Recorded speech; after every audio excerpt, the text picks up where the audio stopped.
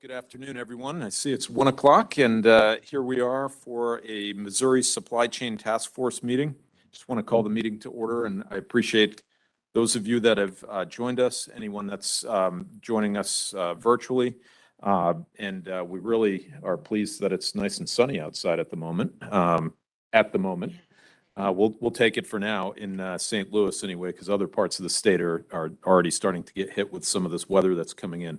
So we've got a nice agenda today with some presentations. Really appreciate everybody and their willingness to participate and bring information forward to the task force. I'd like to start with a safety minute. We've got Michelle Fernaris. So MoDOT practice, a good practice. So Michelle, please. So good afternoon. Welcome to MoDOT St. Louis District.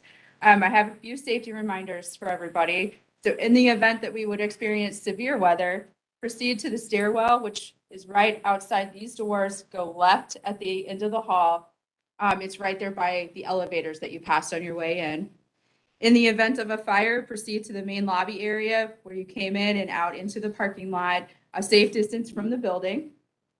There's also a rear exit located to the right side of that main stairwell that you pass across from the elevators there if you need to get out the back. If it's a small fire, extinguishers just outside this room, both to your left and to your right. In the event of a medical emergency, we have a first aid kit and the AED located to the wall just to the right of the elevators. Linda Horn, she's back here. She will call 911, and Cheryl Ball has volunteered to retrieve the AED and the first aid kit.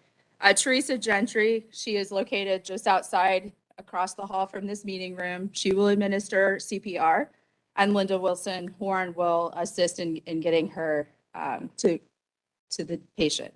So thank you. Thank you, Michelle. Listen, before we get started, I want to thank Marty Leathers, co-chair, for joining us virtually. I appreciate the fact that everybody's busy, tough scheduling, but thank you for joining. And Chris also, I believe, is on. But I wanted to turn it over, Marty, if you had any opening comments before we get going. Just wanted to give you an opportunity. Thank you, Director Makita. I apologize I'm not there in person. I would love to have been in St. Louis to see Mary. It's been a while, and some good colleagues in person. No, just proud to be here. Excited to be a part of the conversation today. The presentation material looks very thrilling, so I'm excited to continue to learn and engage. Great. Thanks, Marty. I also wanted to just open it up to task force members.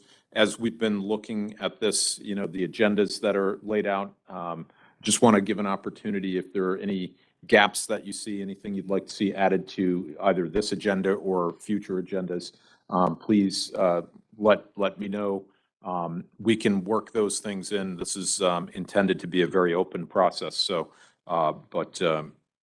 if there aren't any comments to start with, I'd really like to just get into the presentations. We've got several, and I'm really looking forward to these. The first presenter we have with the Missouri Partnership, Subhash Alias. Alias, thank you.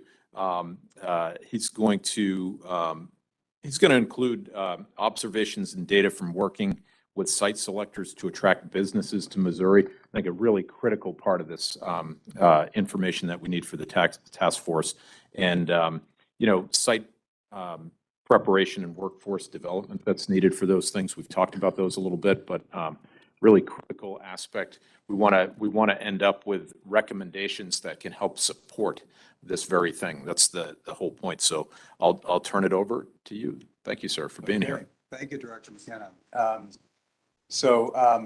Before I start, I would just say, for those of you that are online or in the room, please feel free to stop, interrupt.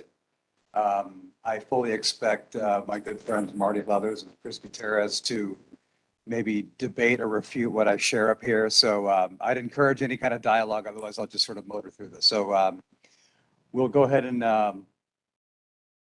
get started. So first, if you don't mind, I'd like to give you just a little bit of a background on Missouri Partnership, who we are and what we do. So we are a public-private nonprofit economic development group. We are charged with bringing new companies to the state, so business attraction. So our public sector partner is the Missouri Department of Economic Development, and our private sector partner is the Hawthorne Foundation. So we were formed in 2008. These are the fantastic colleagues I get to work with every single day. We're a team of 14 people. We have 11 of us are here in St. Louis. We have 2 people in our Kansas City office, and then we have 1 person who is remote.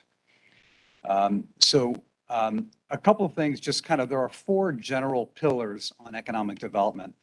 And I want to kind of cover first what our friends at the Department of Economic Development do, and then what we do specifically. So you have startups, very important, entrepreneurship, encouraging companies to start up and start new companies and operations.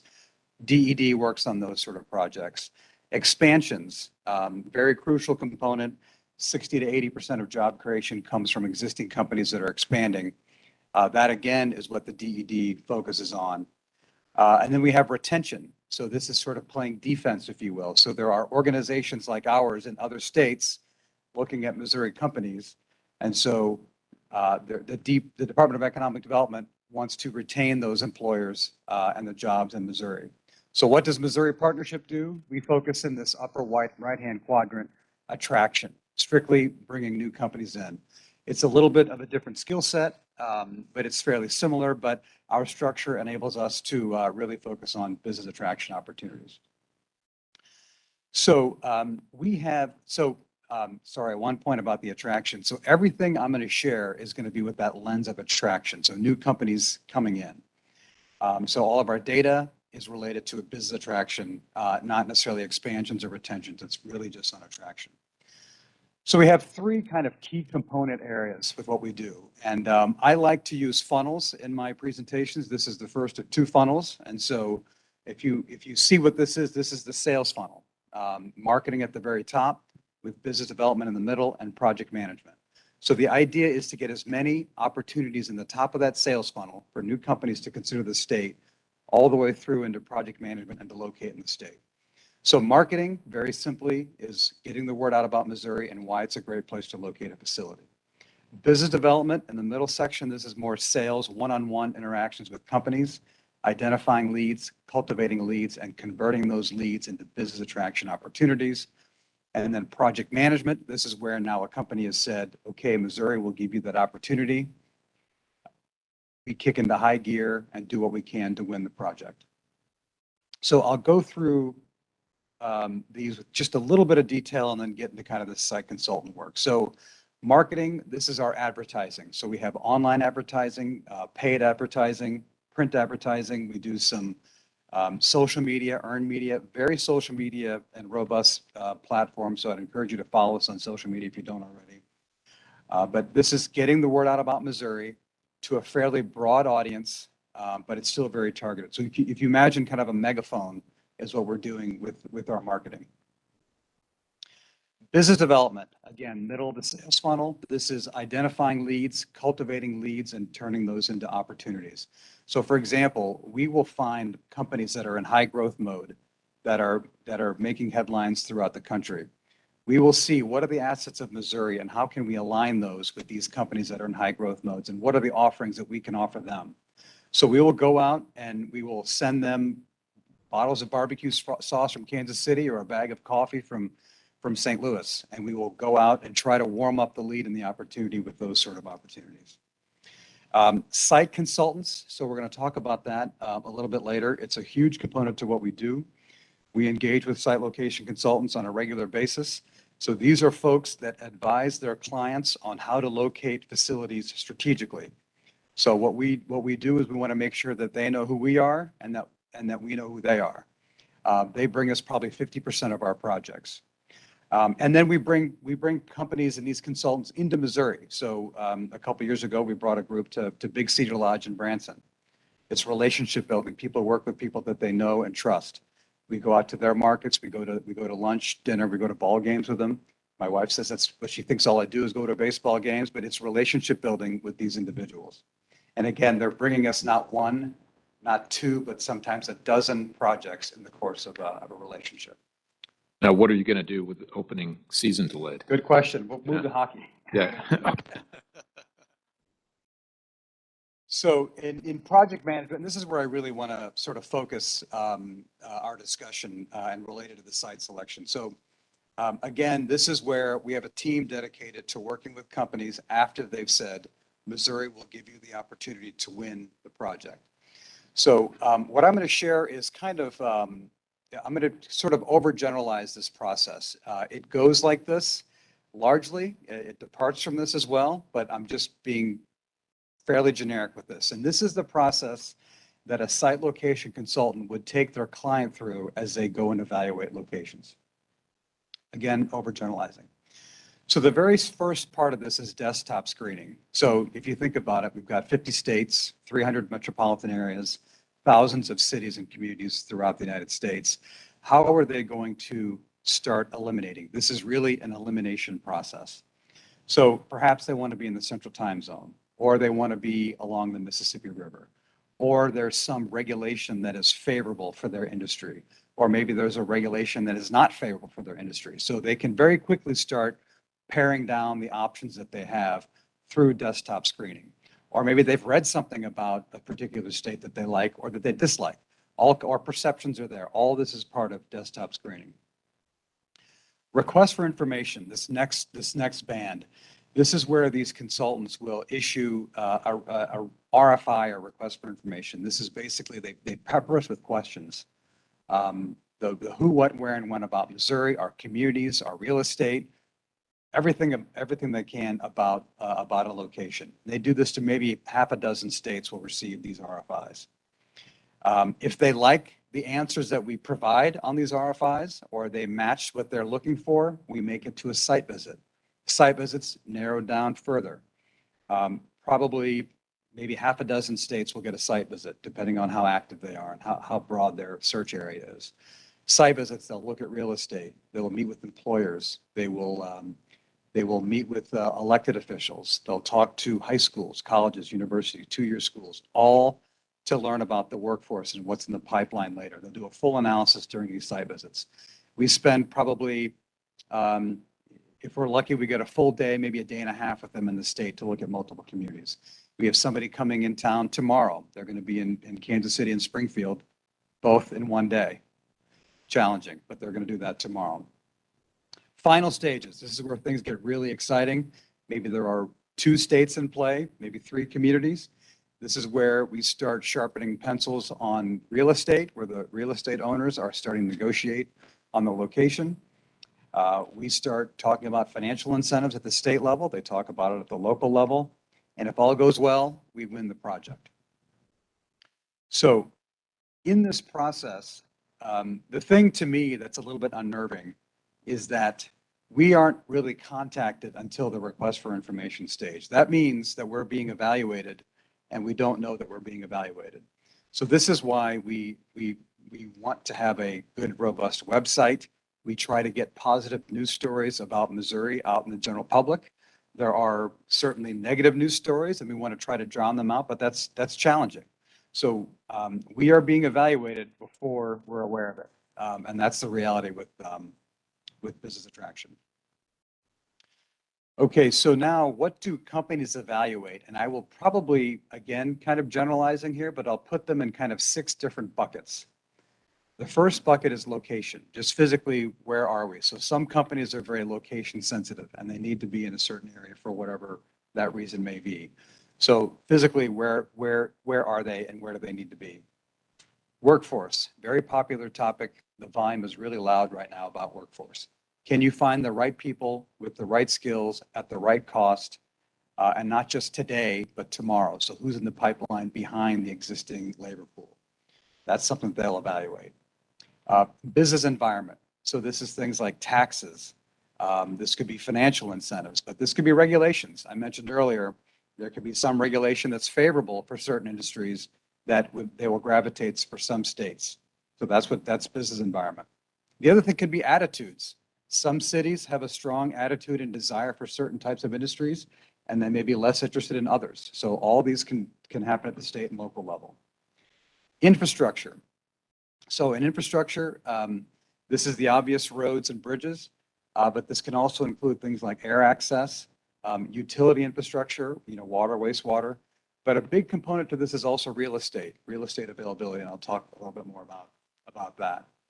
And then soft infrastructure, a little bit of a nebulous, more of a made-up term, but soft infrastructure could be things like the business ecosystem of a community or a state. So for example, on the western side of the state, we've got the animal health corridor. Companies want to be next to other like companies, or maybe there's suppliers or something that will complement their purposes. So that's an example of soft infrastructure. Or here in the St. Louis area, there's the Donald Danforth Plant Science Center, a natural thing that companies can gravitate to. So that is what's sort of soft infrastructure. And then the last would be quality of life. Why do we like to live in Missouri? So this is recreational assets, educational assets, healthcare, sporting amenities, culture amenities, all those things related to quality of life. So these companies, I'll just cut this another layer. The companies will evaluate those factors differently based on the type of operation that they are. So for example, again, I'm overgeneralizing. I'll also add that these next slides, this slide is to be illustrative. This is not based on real data. This is not a hard and fast chart. But distribution centers. So we see a lot of that activity in Missouri because of our central location. But distribution centers typically will use a fairly sophisticated logistics model to say their suppliers are here, customers are here, X marks the spot, and they cannot deviate too far from that logistics centroid, as they call it. Every mile away from that logistics centroid is a cost penalty. So they're going to be very, very location sensitive. Workforce is also important, but you cannot sort of out workforce a bad location for a distribution center. So they will first key in on the location and then look at workforce assets after that. Back office operations or call centers. This is almost the exact opposite of a distribution center. Very focused on workforce, but location is not as important, right? So you've got back office operations in India and the Philippines, right? Location can be anywhere in the world as long as they find the right people with the right skills, with the right in the right quantities. Manufacturing gets to be a little bit cloudy. Manufacturers will definitely key different ways. Workforce tends to be very important for manufacturers.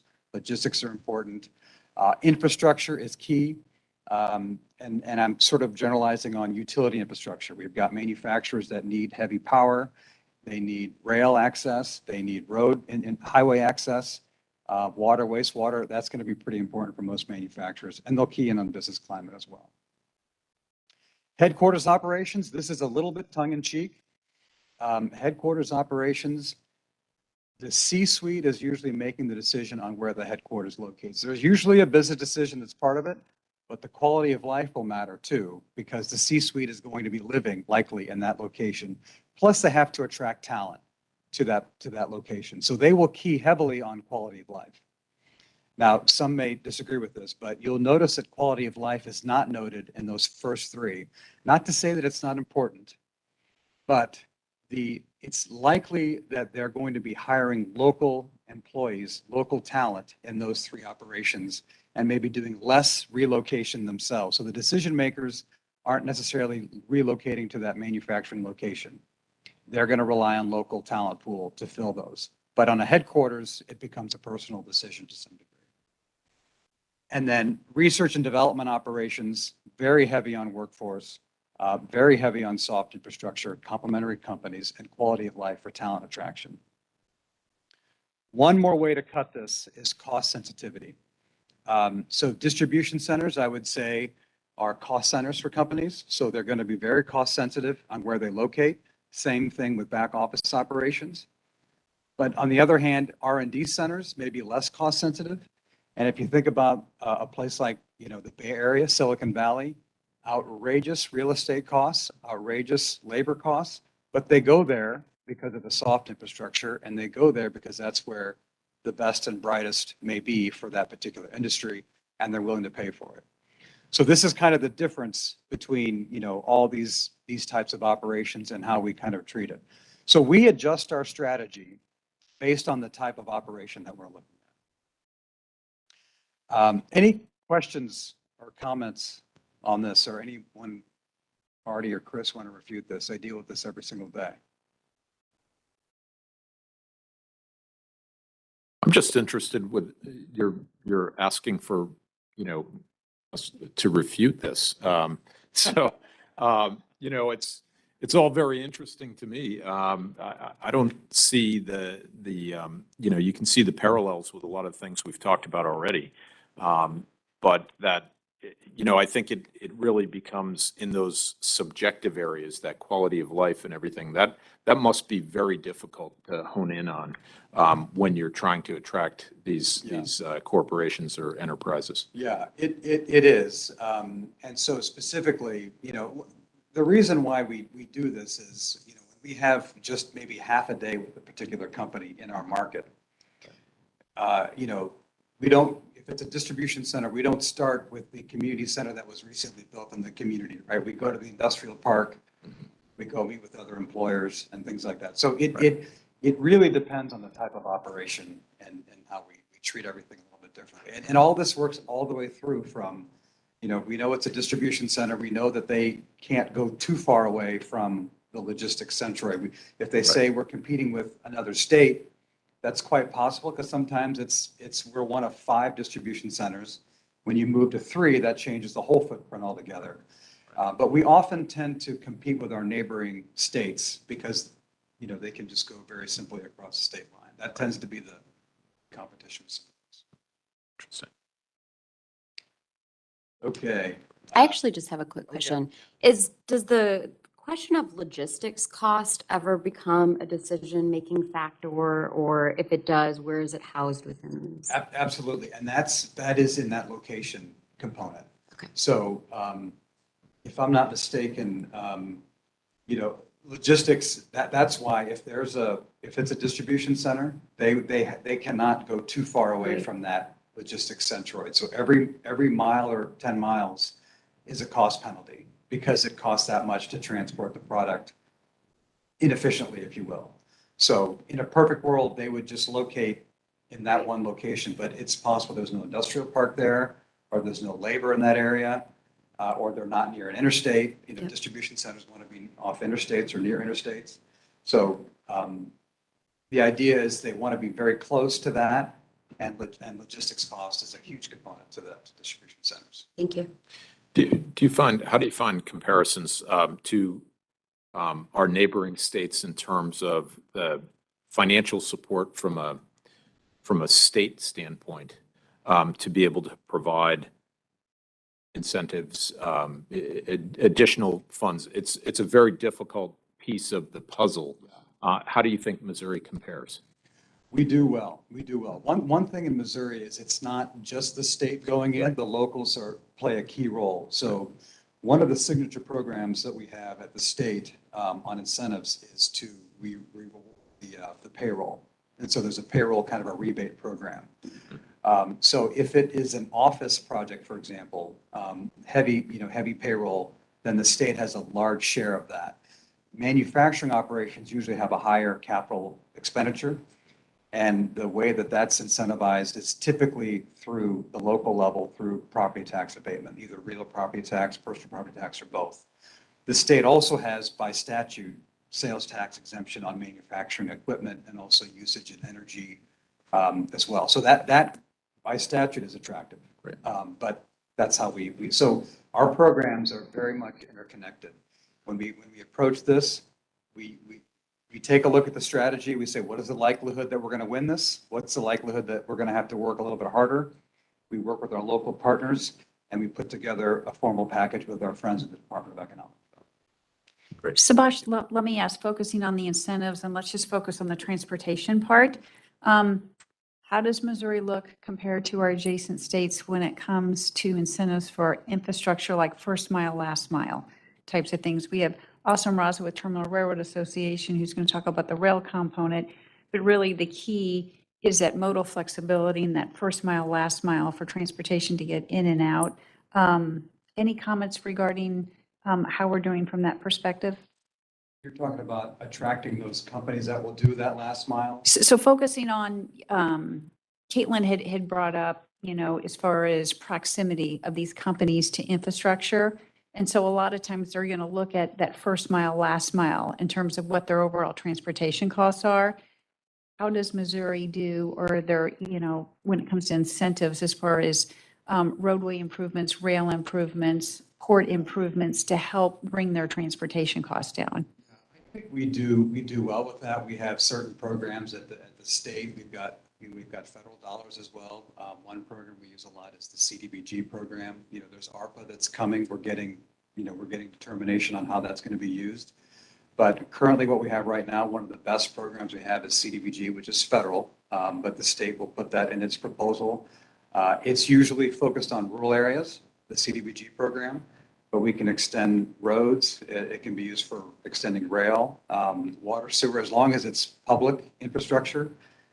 So in other words, it can't be, XYZ's avenue, right? It can't be their own street, but as long as it serves a public use, we use that as well. And we know MoDOT has participated in some programs as well to assist with some of our projects in the past. Thanks. And I think we do well. All right, perfect, thanks. And I think the important part is we value your opinion as far as how we're doing with that, so thank you. So I just thought, this is a slide that we talk about with our project activity. Because of the pandemic, we started tracking this. It's a little bit, it's a little busy, but 2019, if you look at April, this shows you kind of what happened. It's a similar chart that you see with everything else during the pandemic of 2020.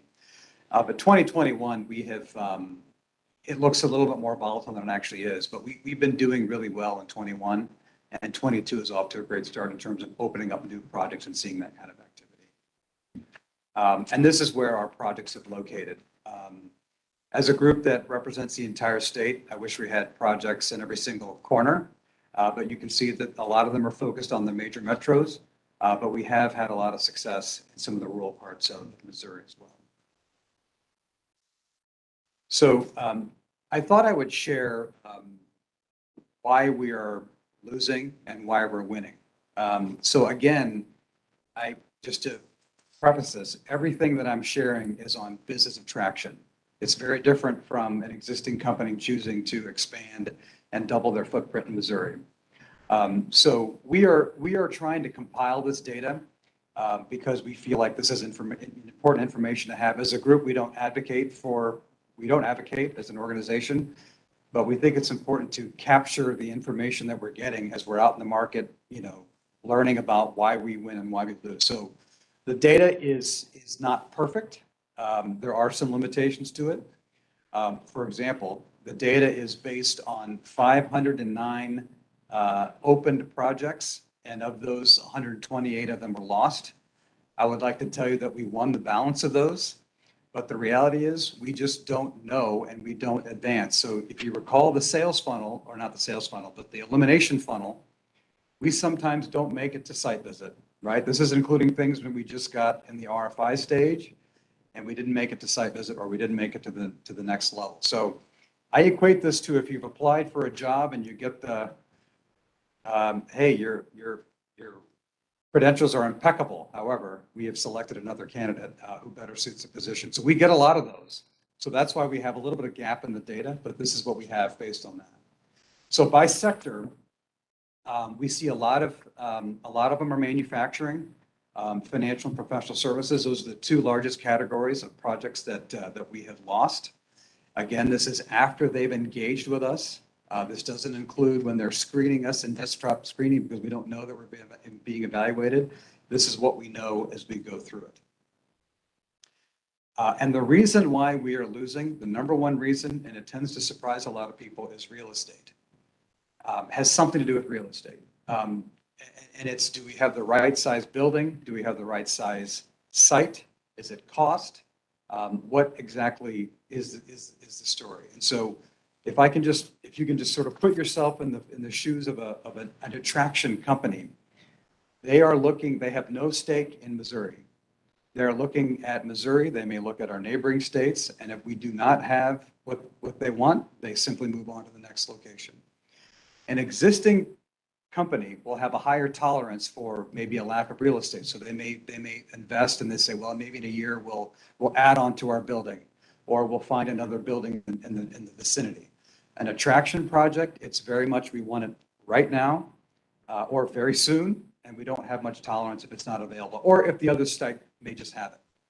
If it's a more rare real estate option, then there's a higher tolerance in delaying and maybe looking to see if we can create that real estate.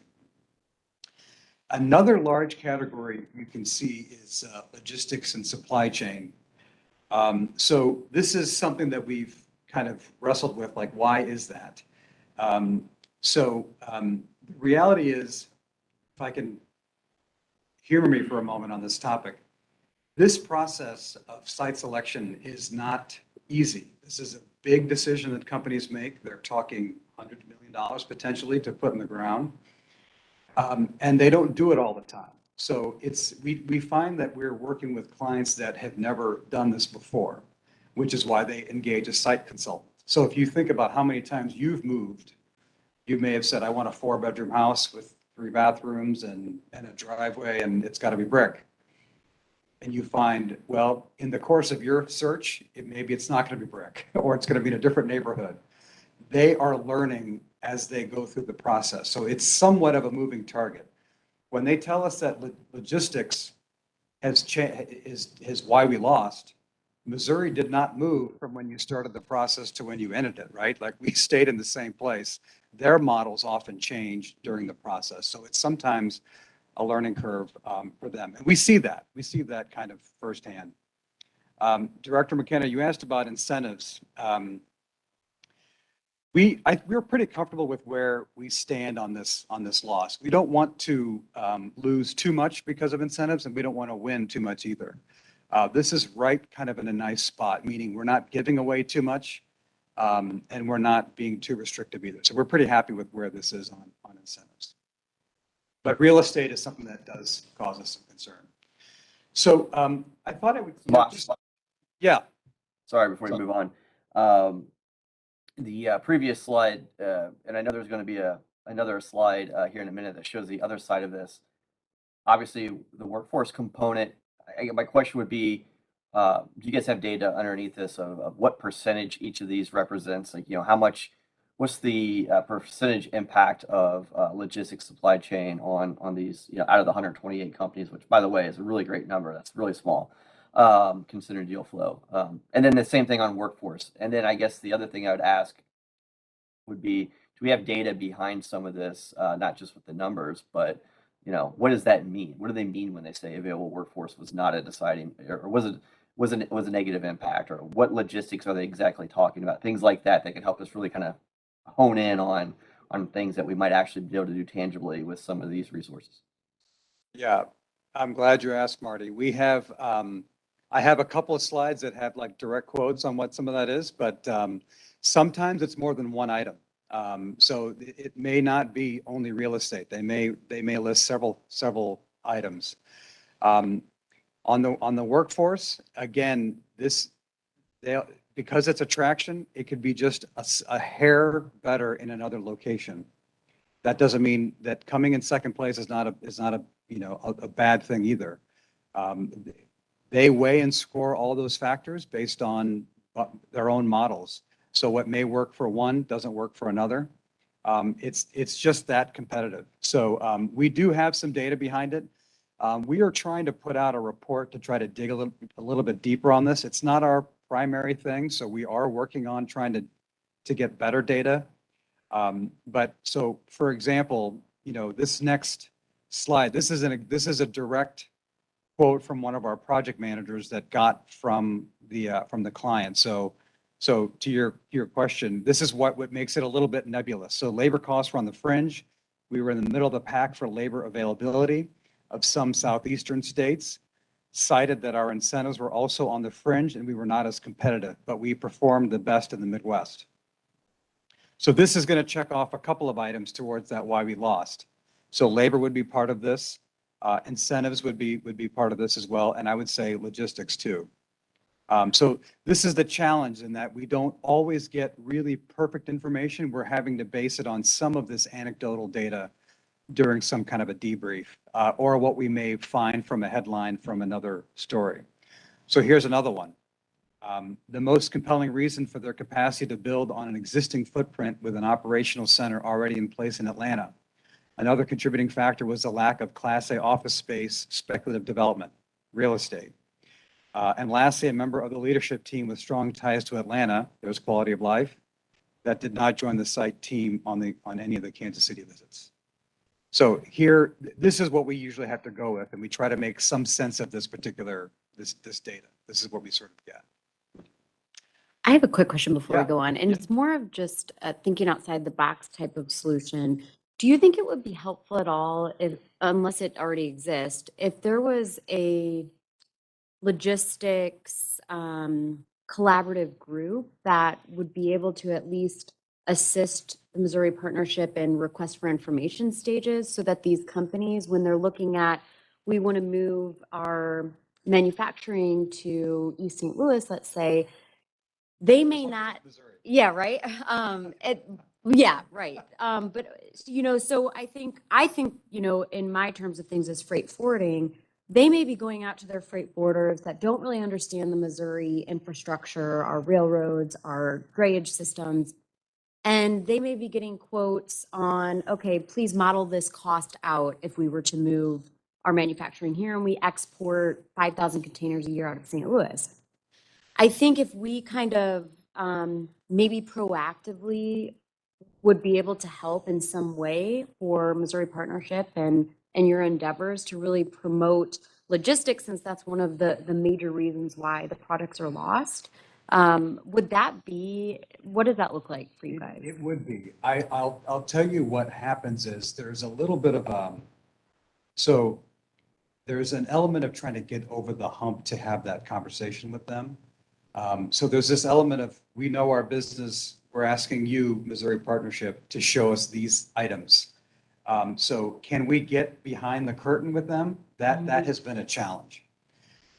So if we could get, they may not expect us to have that expertise, so they won't ask us for it. And if we've offered, and we do offer it, we try to do, our whole approach, and this is why we were set up to do this, is consultative sales. So exactly what you're talking about.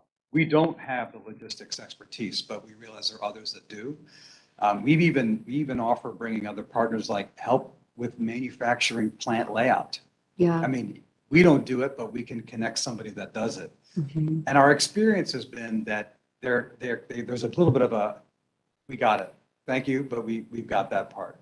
And so we don't force that on them, but that would be a fantastic offering if they would take us up on it. Yeah, and I would just say too, I would wonder how technology could fit into the mix. Like if there's modeling that could be done with logistics professionals, that it could be a tool that possibly could be utilized by Missouri Partnership and the DED that.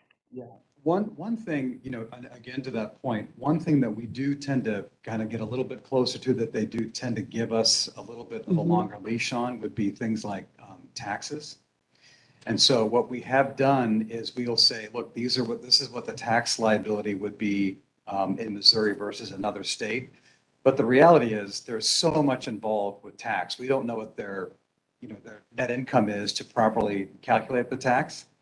And so we have offered things like that, but we can't completely get behind them to do it. But that's one area we probably had some level of success. We've just sort of scratched the surface on that. But I love the idea of being able to offer it. Whether they would say yes to that is another thing. The other thing would be in like construction costs. So that tends to be a big factor too, is they will say, our construction costs may be higher or lower. So we've often had contractors come to us and say, let us potentially price out that building. Again, it's only as good as the information they're going to give us. Subash, this is Chris, if you can hear me. Yes, sir.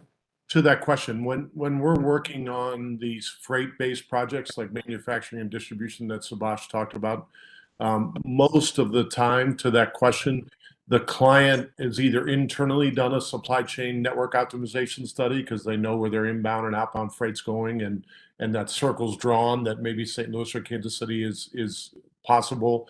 And then when a site comes to the top, there's a secondary study done on that specific site, or they're hiring a national consultant or a transportation logistics group to do that study for them. So Subhash is right. We offer all the time to dig in deeper to their freight movement to understand it better, but most of the time they don't give us that because they're always trying to be confidential in who they are, even though Subhash and us find out every time who they are. They don't let us see a lot of that data. Yeah, that's a good point, Chris. By the way, we work with Chris all the time. We're working with him tomorrow on that site visit, so he's resting for the site visit for tomorrow. Well, I'm resting because Director McKenna has sunshine. We have snow since 3 this morning and it's still coming down. Sorry, we're still trying to control that. We haven't figured it out yet. If you can do that. It's then we- coming, brother. It's coming. It is. So this is a little bit of a stunning map, and it warrants some explanation. So this is the locations the states that we have lost to. And you can see the big, Kansas is coming out pretty bold here. Before anybody jumps to conclusions, the reason why this is happening is because the Kansas City Metro is split fairly evenly between Missouri and Kansas, and so are the real estate options and the labor. So we often are coming down between what side of the line are they going to locate? Is it Missouri or Kansas? And so there's a lot of competition because they've already keyed in on the Kansas City region. And we are advocating for Missouri, and our friends in Kansas are advocating for Kansas. So there's a lot of competition here, and we've won a lot against Kansas, and we've lost too.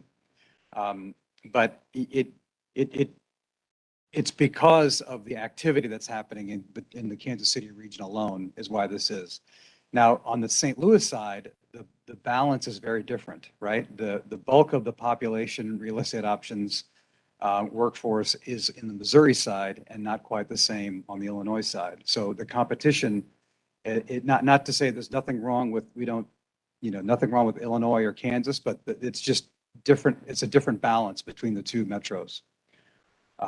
So that is, it took me by surprise too, because we knew we were doing it quite a bit, but seeing it like this is pretty stunning.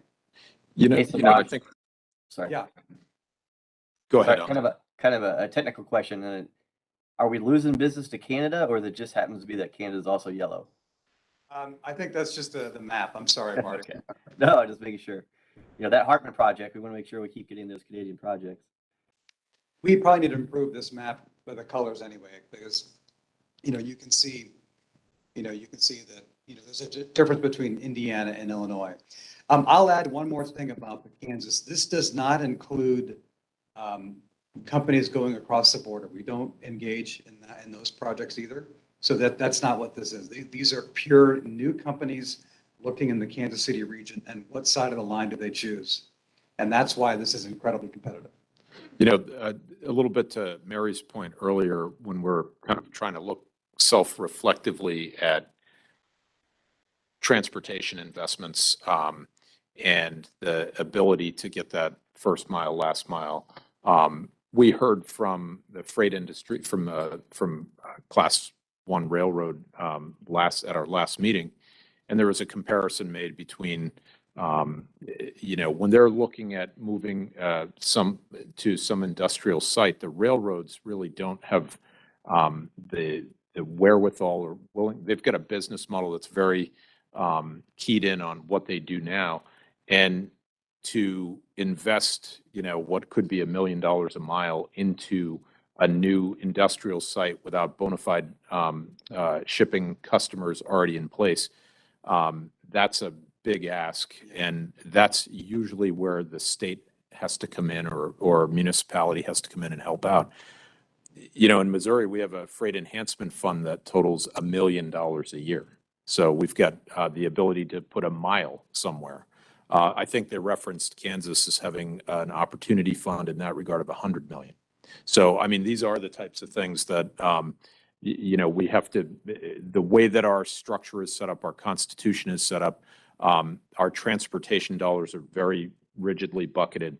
And when we get into these multimodal, in a lot of cases, these are connections at multimodal points. And that ability to source multiple buckets of money is really critical. It's very difficult. The general revenue that supports our multimodal, our non-road and bridge investments, that is a very difficult ask every single year. We're going through it right now in the General Assembly with limited success and some success. And we've made some gains, particularly in port investment in the past few years. But that type of thing that would help us build that mega industrial site with the multimodal connections and that sort of thing, that we do seem to be a bit challenged in that. Yeah, I will add, it is a bit of an offshoot of the activity that we do, but we are engaging in an initiative to find mega sites and what we're calling premier sites. So the goal is 3 mega sites anywhere in Missouri. And it's not just 1,000 acres. These are acres that have infrastructure there, population, access to interstate, that sort of thing. And then now we're moving to 10 premier sites, which are 200 acres. And we're hoping that at least half of them are rail served. And we're trying to find the 10 best. And once we find them, we want to control them, enhance or improve them, and then we will market them pretty heavily as an organization. So the whole control and improve, we are relying on our local partners for that. But we are at Missouri Partnership doing the identification and then on the tail end, the marketing of those sites once it becomes complete. Do you have the time frame on that process that you're working on? We have completed the identification of the mega sites. It took some time. The pandemic slowed that down a little bit, but we did complete that. We are not advertising the sites that made it to the list because we don't want them to get gobbled up by, the idea is for one single user. So we don't want a developer to say, come in and chop it up to make an industrial park. The idea is for a single user. The rest of this calendar year will be the identification process for the premier sites, the 200-acre sites. The whole idea of controlling is a wild card. One of the mega sites is under control by one owner. One of the other mega sites has 6 or 7 owners. So that's going to take some time to get it controlled. And then enhancing is altogether something else. But the reality is we cannot pursue. You've read about these big projects like Tesla's Cybertruck, Ford's, all the EV projects. Yeah. We cannot take a swing at those projects without mega sites. Right. And so we often get this, what are you doing about this project? We can't, we shake a lot of trees. Yeah. And we get opportunities. And the last thing we want them to do is say, okay, Missouri will give you a shot with 1,000 acres. What's your answer? And become a blank. So this is what we're trying to avoid. So at least now we're a little bit closer than we were a year ago, but it's going to take some time to get there. Great. Thank you. So on the positive side,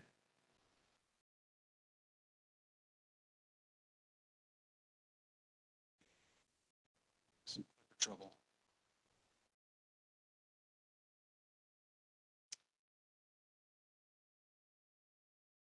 Okay, we'll talk about one projects, the ones we won.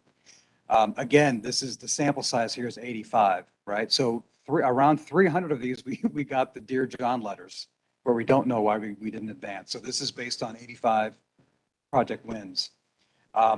Sectors, financial and professional services. This was really big pre-pandemic, but this was a large category for us and manufacturing as well, and so is logistics and distribution. The why, again, we do win because of real estate. So we do have a lot of real estate options too. And we do win because of our central location and logistics. And Marty will be happy to hear that we win because of workforce too. So this is sort of where it has fallen. Again, going into the sort of qualitative part of the data, the company's decision was largely influenced by the region's quality workforce.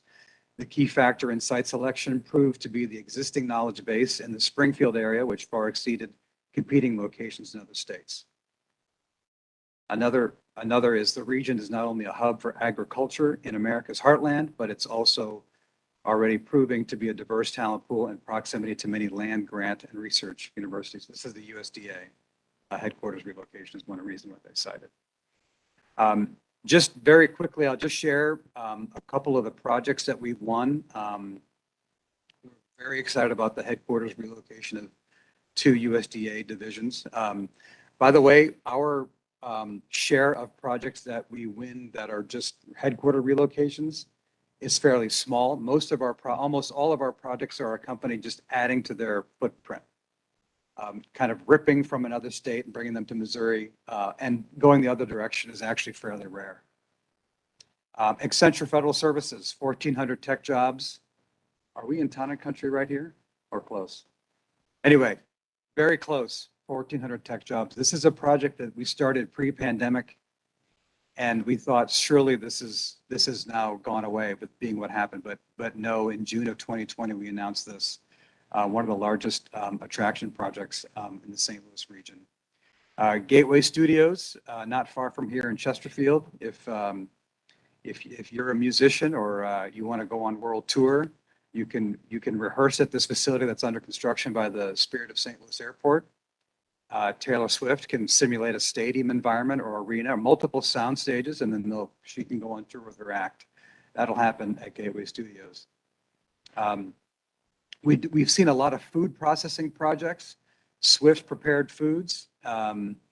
They are doing a bacon facility in Moberly and Italian meats in Columbia. So they did 2 projects for this, also led by Site Location Consultants.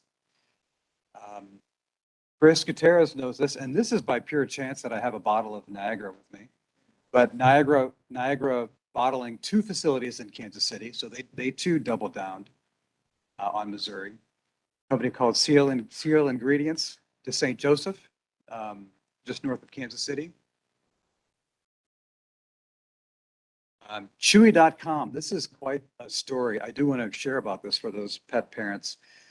March 26th of 2020, just think about what we were doing on March 26th of 2020. We received the phone call that this company, we didn't know who they were at the time, that they were looking for a facility, and they chose, a year later, they chose Belton, the suburb of Kansas City. So 1,600 jobs and $150 million of investment. Excited about that project. Carlisle Construction Materials in Southeast Missouri. Director McKenna, I don't know if you were familiar, we engaged with that cost share program with this and with DED's program. So very useful in this particular project with Carlisle Construction Materials. And then Mary, we talked about this one, American Foods Group. Again, we like our beef in the state. So this is another beef plant in Warren County, 1,300 jobs, $500 million in CapEx. Okay, so hold on, I got a question, and I'm almost looking for a compliment on this one. Okay, so American Food Group, talk to us about the importance of Interstate 70 with that selection and proximity to the interstate system. Absolutely crucial. Absolutely crucial. When they looked, again, so they're employing 1,300 to 1,400 people. These are actually very high-paying jobs. It's tough work. So they wanted to be logistically, again, in this general area. They wanted to be somewhere in the middle of the country. They wanted to have interstate access because it's very logistics centric. So you've got farmers coming from, I believe, maybe a 3 or 4 state area. They will bring in their cattle, and they've got to come right to this plant. That's what they'll be doing. They are not actually looking for interstate visibility because of what they do, but they do need to be near the interstate. So I think they're going to build behind kind of a berm of trees, and you may not actually see it from 70, but it's on the south side of 70 in Warren County. But because of all these employees, they wanted to be where they could hire people, but they needed a large site, and they can't be too close in to a metro, so they're on the fringe. Warren County is sort of the last county of the St. Louis metro, so they're really in the exurbs for that. Okay, so next question. And rail, I believe, is also important to them too. Okay, excellent. Okay, so we understand your role is really attraction of new companies, but now you've landed them. And we've got GM just down Interstate 70. And if we focus on retention and expansion and your continued efforts as far as attracting more companies like this, can you just share with us your thoughts as far as the importance Interstate 70 has to the state of Missouri in our ability for attraction, expansion, and retention? We're starting to partner with Kansas City to help kind of step up those efforts of, from our perspective, why it's important. But I think with the title that you have, we would be really interested to get your input as far as that connection, that corridor we have throughout the state. Yeah, it's absolutely vital. I mean, all of these, so many of the projects, actually, I should pull up a map that shows how I-70 was, we don't have it, we could create it, but how I-70 has been crucial with all these. So we're talking all the way along, Certainteed is another one on the south side of 70. That was crucial for them. Obviously Columbia and, Moberly is a little bit north, but they're attracted to I-70. If you start going closer to Kansas City, there's Nucor Steel, a little bit off 70, but they needed rail. So a lot of this too is it's not, 70 is going to be a draw, and they often say we want to be along I-70, or we want to be along I-44 or 55. They do say this, that's, so the one in Sykeston, they said they want to be along I-55. So, but the key too is there also rail, which if they need it, that's going to be important. And then do we have a site? And do we know who owns the site? And is the site for sale?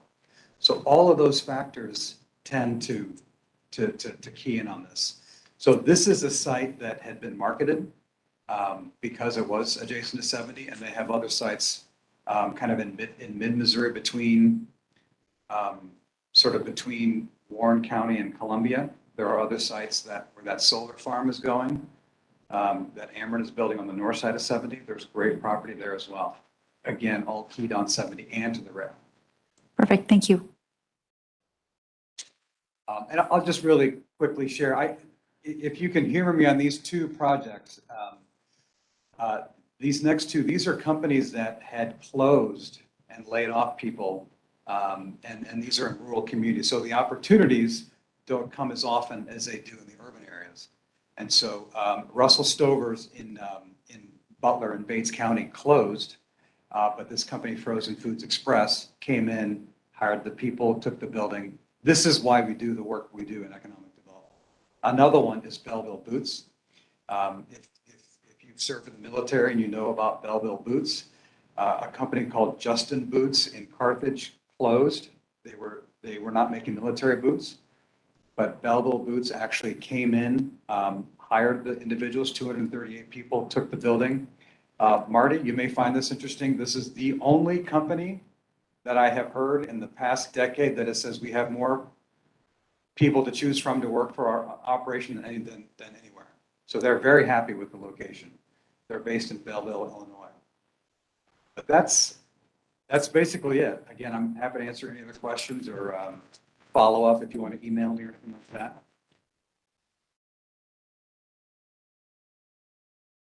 No, just thank you. It was a really informative. Was.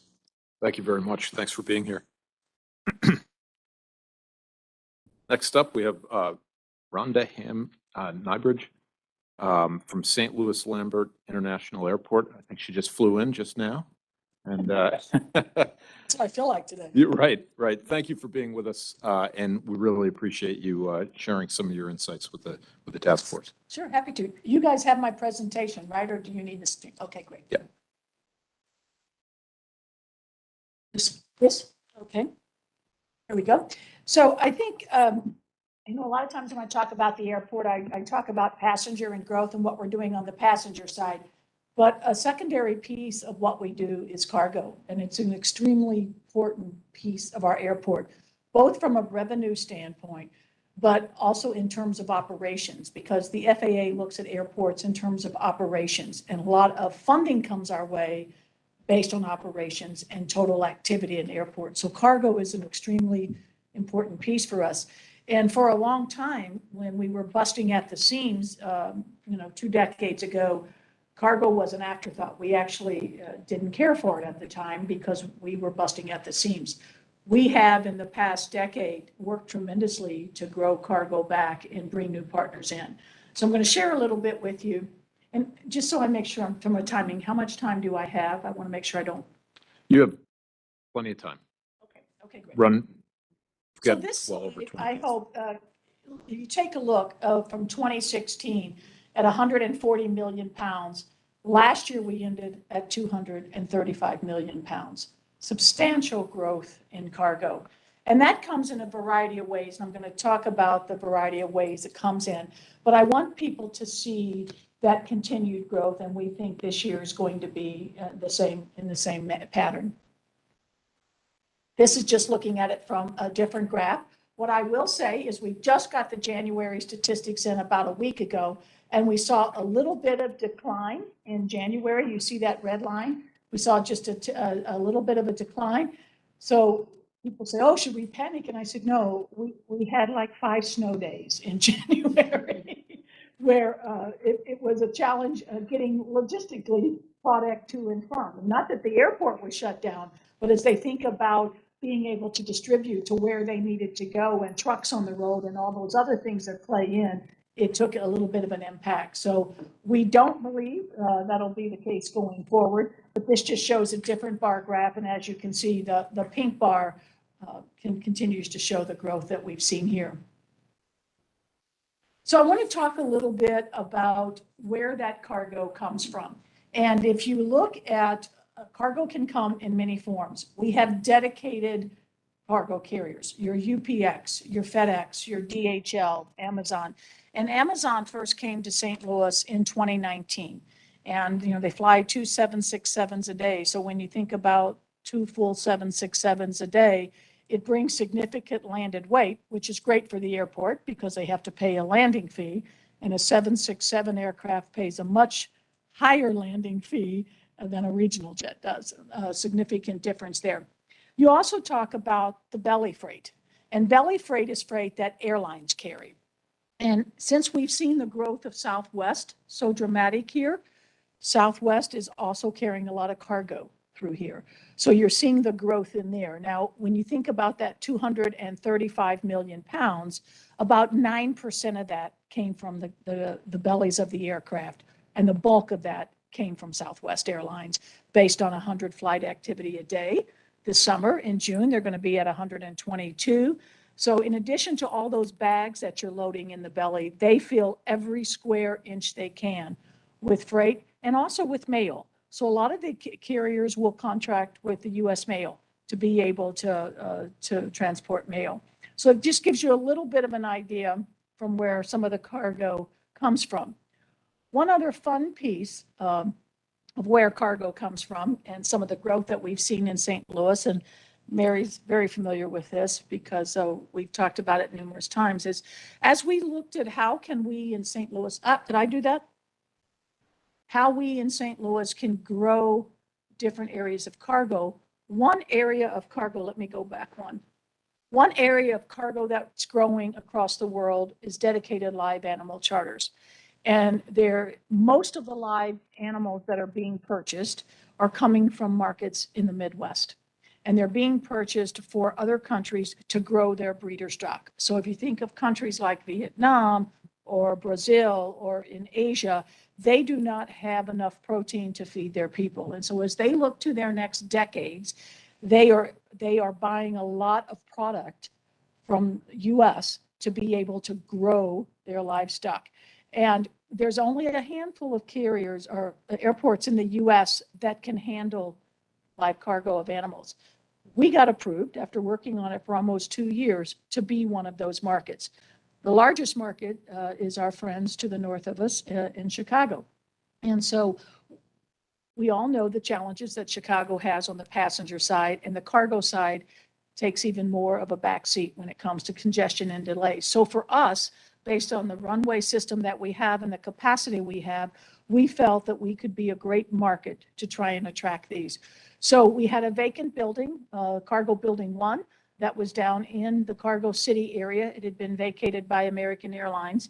And we decided to take that facility and turn it into a facility that could handle these live animal charters. We had, I think, 5 last year. We've got another one coming up here very soon. And we think that as this continued trend grows, we can become the premier spot to handle these live animal charters. Right now, all the ones that we've handled have been pigs, but they've actually been more boars than anything to be able to breed. But there is also a lot of cattle being purchased out of the U.S. to be able to do the same type of thing. And one of this area shows it's actually set up with a full pinning system on the inside. And that was one of the charters we had where we took pictures of our very happy pigs. So the facility is set up that if you need, and there's a lot of rules and regulation that go with being approved as a USDA port for a live animal. And every shipment we have the USDA come out because we are still on a temporary approval basis. So they have to come out every time we're getting ready for a shipment. They were out last week to approve that the facility still meets the needs. We want to get to a permanent approval status so that we're not having to do that every time. But it's on one side, you have the pinning that you see, and the other side has got a roller bed system. Sometimes the animals come right off the truck if it's been a shorter haul, and they can go directly into the crates that actually get boarded onto the airplane.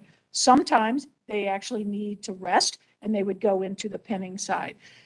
So that's the facility that we currently have. It's 18,000 square feet on the pinning side. We've got 12,000 square feet of roller system for easy movement on the other side.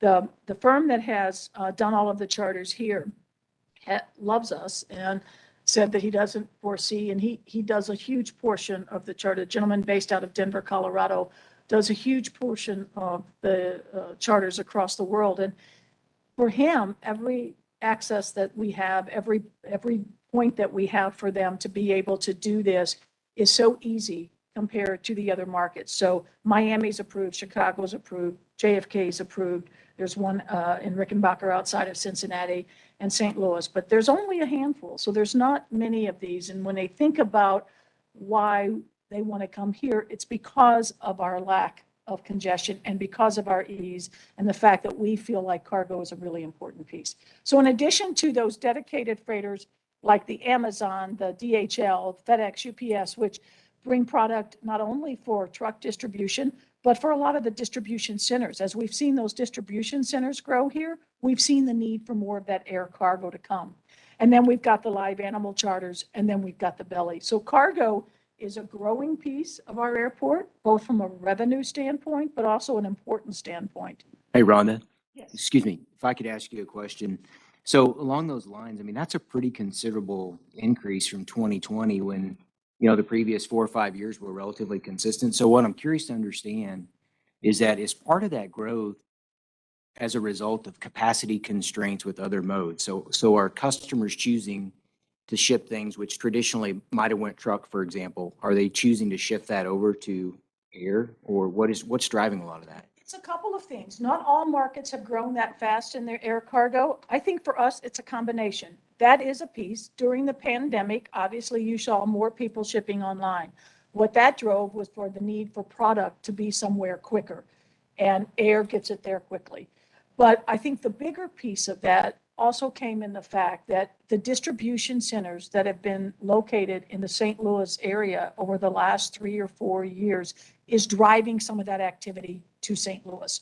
So when you think about, and I'm not the expert, I don't know, probably one of you in the room is, but if you think about the number of distribution centers that have been put up, whether it's been on the Illinois side just across the river or whether it's been in the Missouri side and continuing to go, what we're seeing, especially with the Amazon, is a lot of that product is coming into those centers, and then it's being pushed out of those centers based on where it needs to go. And because St. Louis is such an easy drive, you know, based on where we're at in the Midwest and the road system that we have, you can be on that airplane, offloaded into a facility, onto a truck, literally in an hour.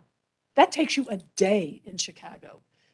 So that ease of access and that growth of the distribution centers here and the combination of seeing what the pandemic did to people's shopping habits and being more online, that is what drove it. But it's not just a single point.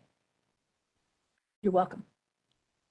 The other piece that I wanted to say, kind of talk about is as we look to garner more of these, we've gotten a lot of feedback on what it would take to do more shipments, like the cattle shipments, and even larger livestock. And one of the things that we're finding is that we need some enhancements to the facility.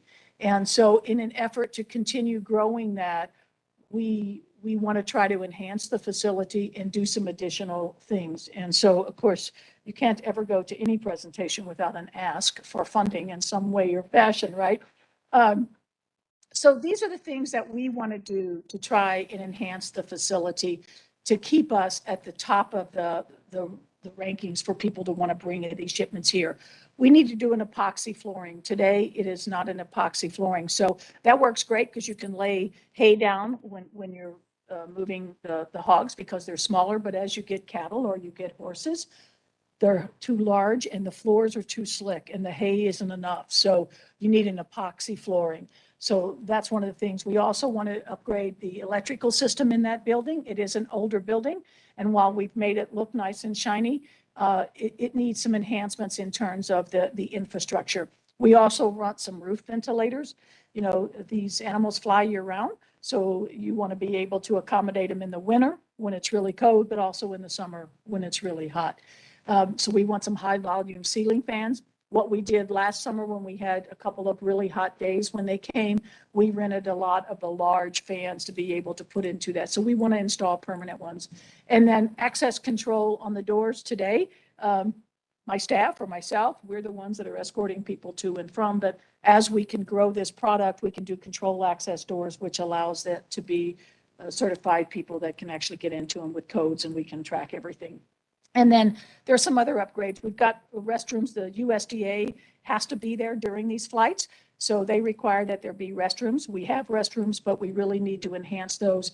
And this facility, as I said, once was the American Airlines facility. So there's a fairly large room where they used to accept their shipments. And we would like to turn that into a conference meeting room so that, you know, we had talked about the potential for doing tours and the governor came out, Director McKenna was with him. I think we did that in October to be able to show people this facility and why this is important to Missouri and why cargo and how we play a broader role in that whole multimodal logistics. And so we want to be able to enhance that because that room's really not suitable today to hold conferences or meetings or tables. So if we look at this, it's about $2 million to do this project. So it is something that we feel from a state perspective is not just benefiting our airport, but it's benefiting the entire state and our ability to grow these charters.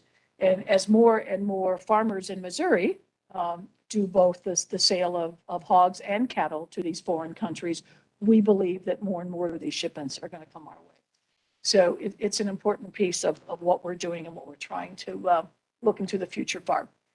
So that is the presentation I wanted to share with you, just a little bit about cargo, the growth we're seeing, how important it is to us and to the broader St. Louis region, and I think to the state when you think about, why we should be focused on this state as a center for logistics in the United States. Thank you. I really enjoyed that because I did not know we even had a livestock export center. So I really like that you focused on that as well. I have a quick question actually in relation to competing with Chicago's airport for cargo. As a freight forwarder, we typically have to go through Chicago because we don't have a lot of international flights that will come through St. Louis. And years ago, I moved back from China to help progress the Midwest China Hub Commission. I kind of would love to know what the update is in terms of what is the airport possibly able to do? What do you need more support of from the government of Missouri to really enhance? I fully believe that St. Louis is an incredible site for air freight for cargo. And, just in terms of flights that we've routed through St. Louis, you're absolutely correct. It's an hour turnaround time for terminal handling. And I still believe that we are an incredible, better option to the congestion in Chicago's airports.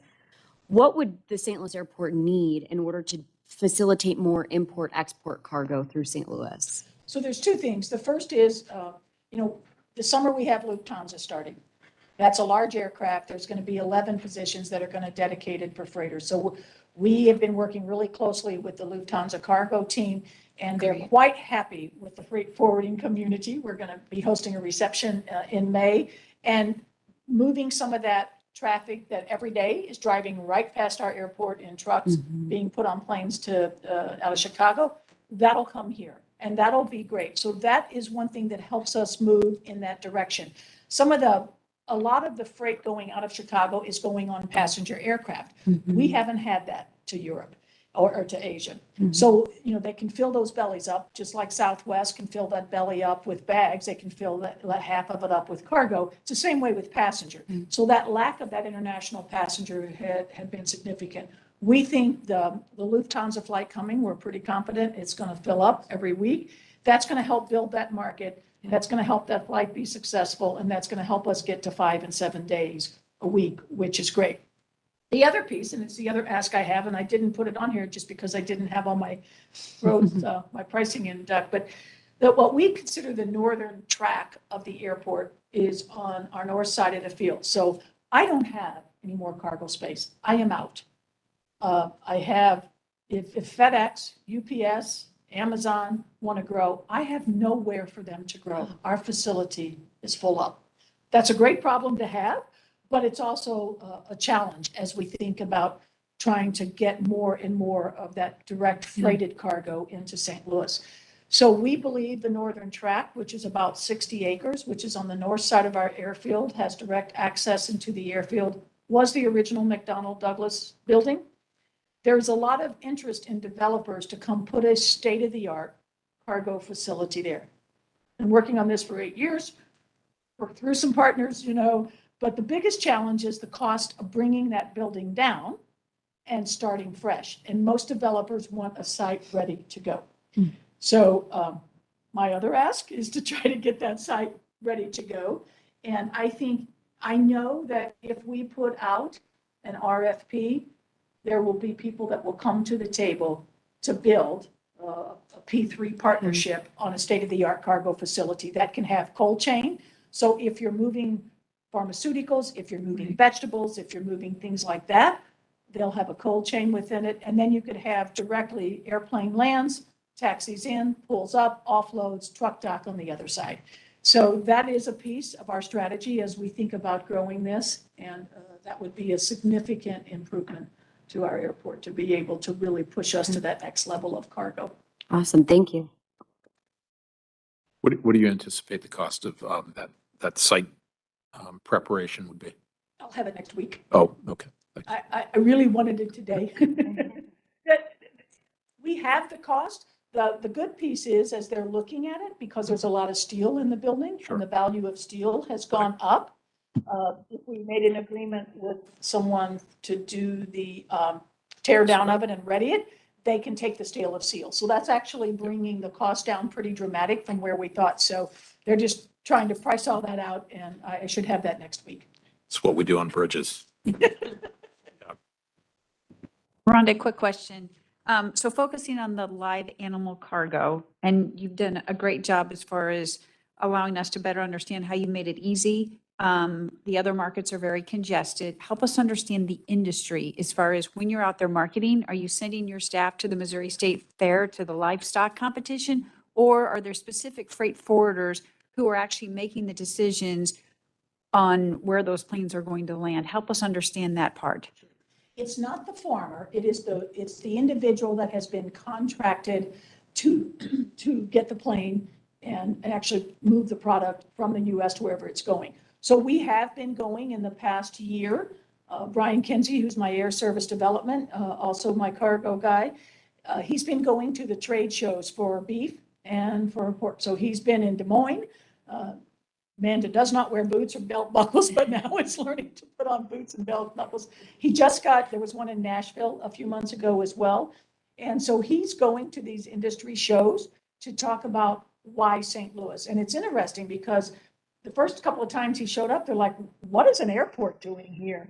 And he has a booth that shows very similar to what I showed, the system and what we're doing in live animal. And it helps connect those dots because a lot of the the individuals that are in this business, and it's a very small business, there's maybe 10, 12 individuals in the US, they come to those shows to introduce themselves to these buyers because then they typically connect with an operator for the aircraft. So, and a lot of these are, you know, they may do the freight forwarding piece, they may do the leasing of the aircraft piece, they operate the charter.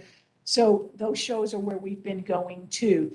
The state fair doesn't necessarily help us in that they don't come to those. That's where the farmers come, but the farmers get connected more to this industry as far as exporting at these larger cattle and hog shows that are more comprehensive. Thank you. What percentage of, this yearly cargo growth that you're going through, what percentage of that is either coming to you from the roadways to be loaded and moved out versus coming from, other destinations from air cargo and just moving? You know, I would say 10% comes over the road. Yeah. And the rest is coming from air to air. So, but,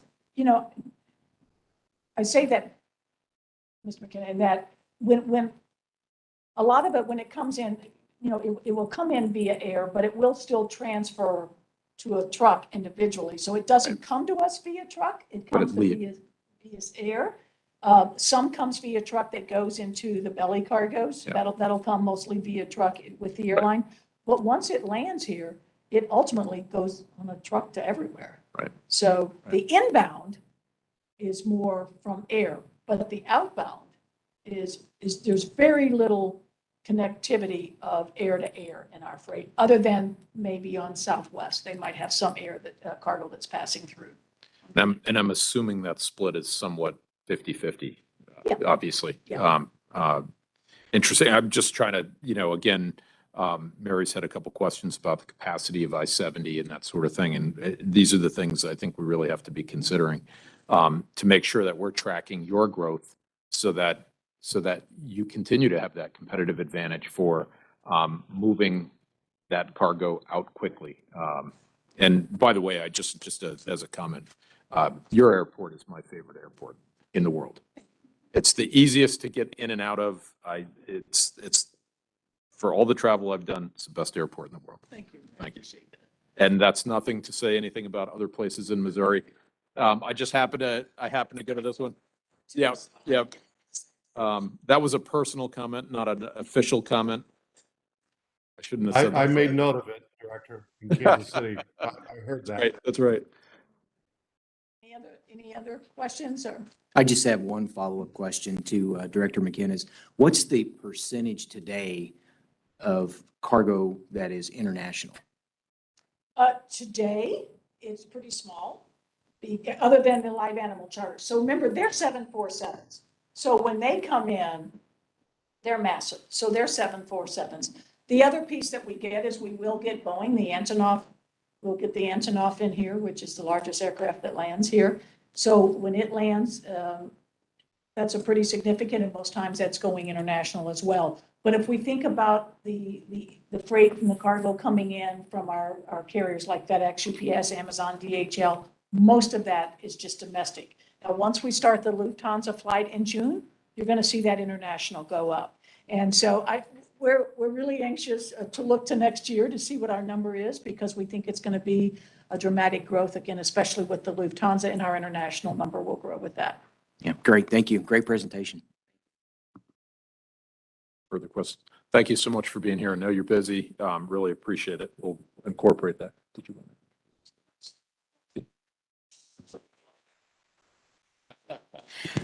Okay, next up, I am excited to introduce you all to Frank and Michael Jacobs with Jacobs International.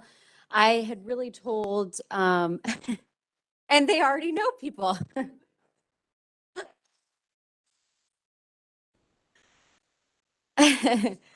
So I had told my fellow task force members and the co-directors that I thought we really needed to have a perspective of a beneficial cargo owner. We have a lot of perspectives of everyone involved in the supply chain, and I just felt we really needed a cargo owner's perspective on supply chain issues, things that could possibly be improved to assist their business. And I am happy to introduce you all to Frank and Michael Jacobs with Jacobs International. and Thank you. floor is yours. Hi, everybody. The only presentation is going to be is for myself and Michael. We don't have a PowerPoint for you, so I hope the substitution won't be too terribly boring for you. Basically, we put out some brochures. We sent them around to show us, do I have one, Mike? Or do I? Okay. Yeah, what we do, we manufacture table bases, pedestal table bases.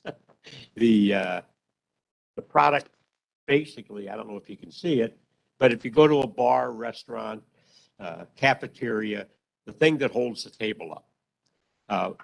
I've been doing that since 1958 when I got out of the Air Force to start a company called Falcon Products, which basically built on the back, literally, of a pedestal table base, ultimately became a $400 million company on the New York Stock Exchange. But it really started with pedestal table bases. Ultimately, after the company was sold, my son Michael had been living in China for 17 years, running one of our factories over there that was supplying the complete interiors for our largest customers, McDonald's, Kentucky Fried Chicken, various people that you would know well of, and because they were having great growth throughout the world. Consequently, we built a factory in China to supply them with their interior, their furniture. Well, eventually, after we sold the company, Michael did not want to go with the new company.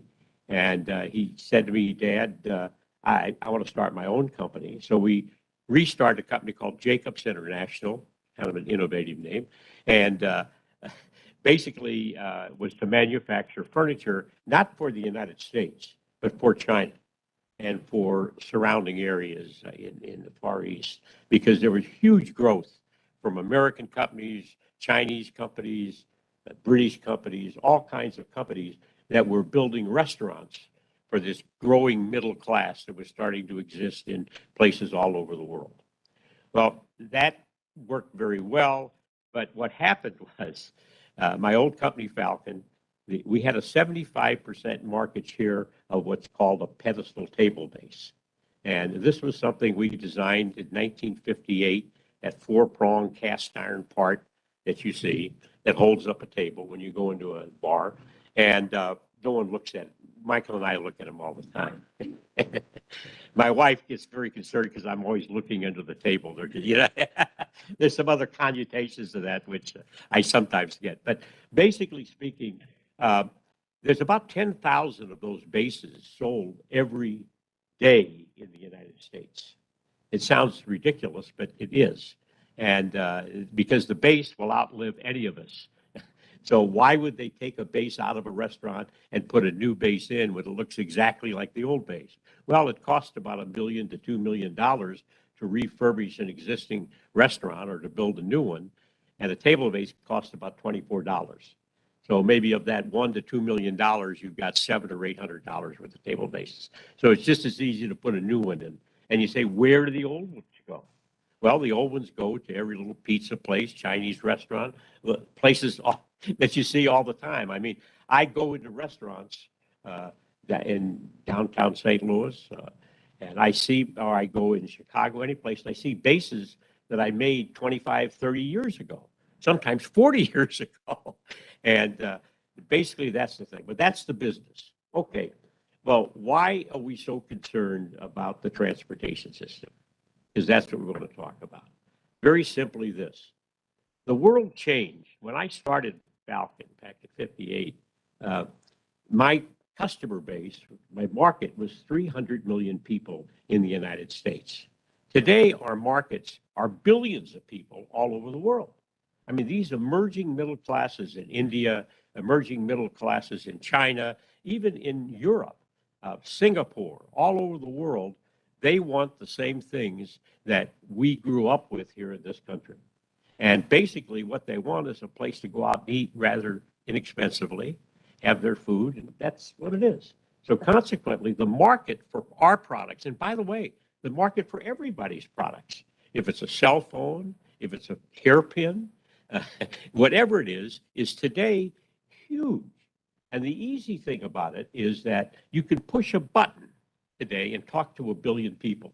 And I think of the days when I started, here in St. Louis. I'm from St. Louis, product of University City High School.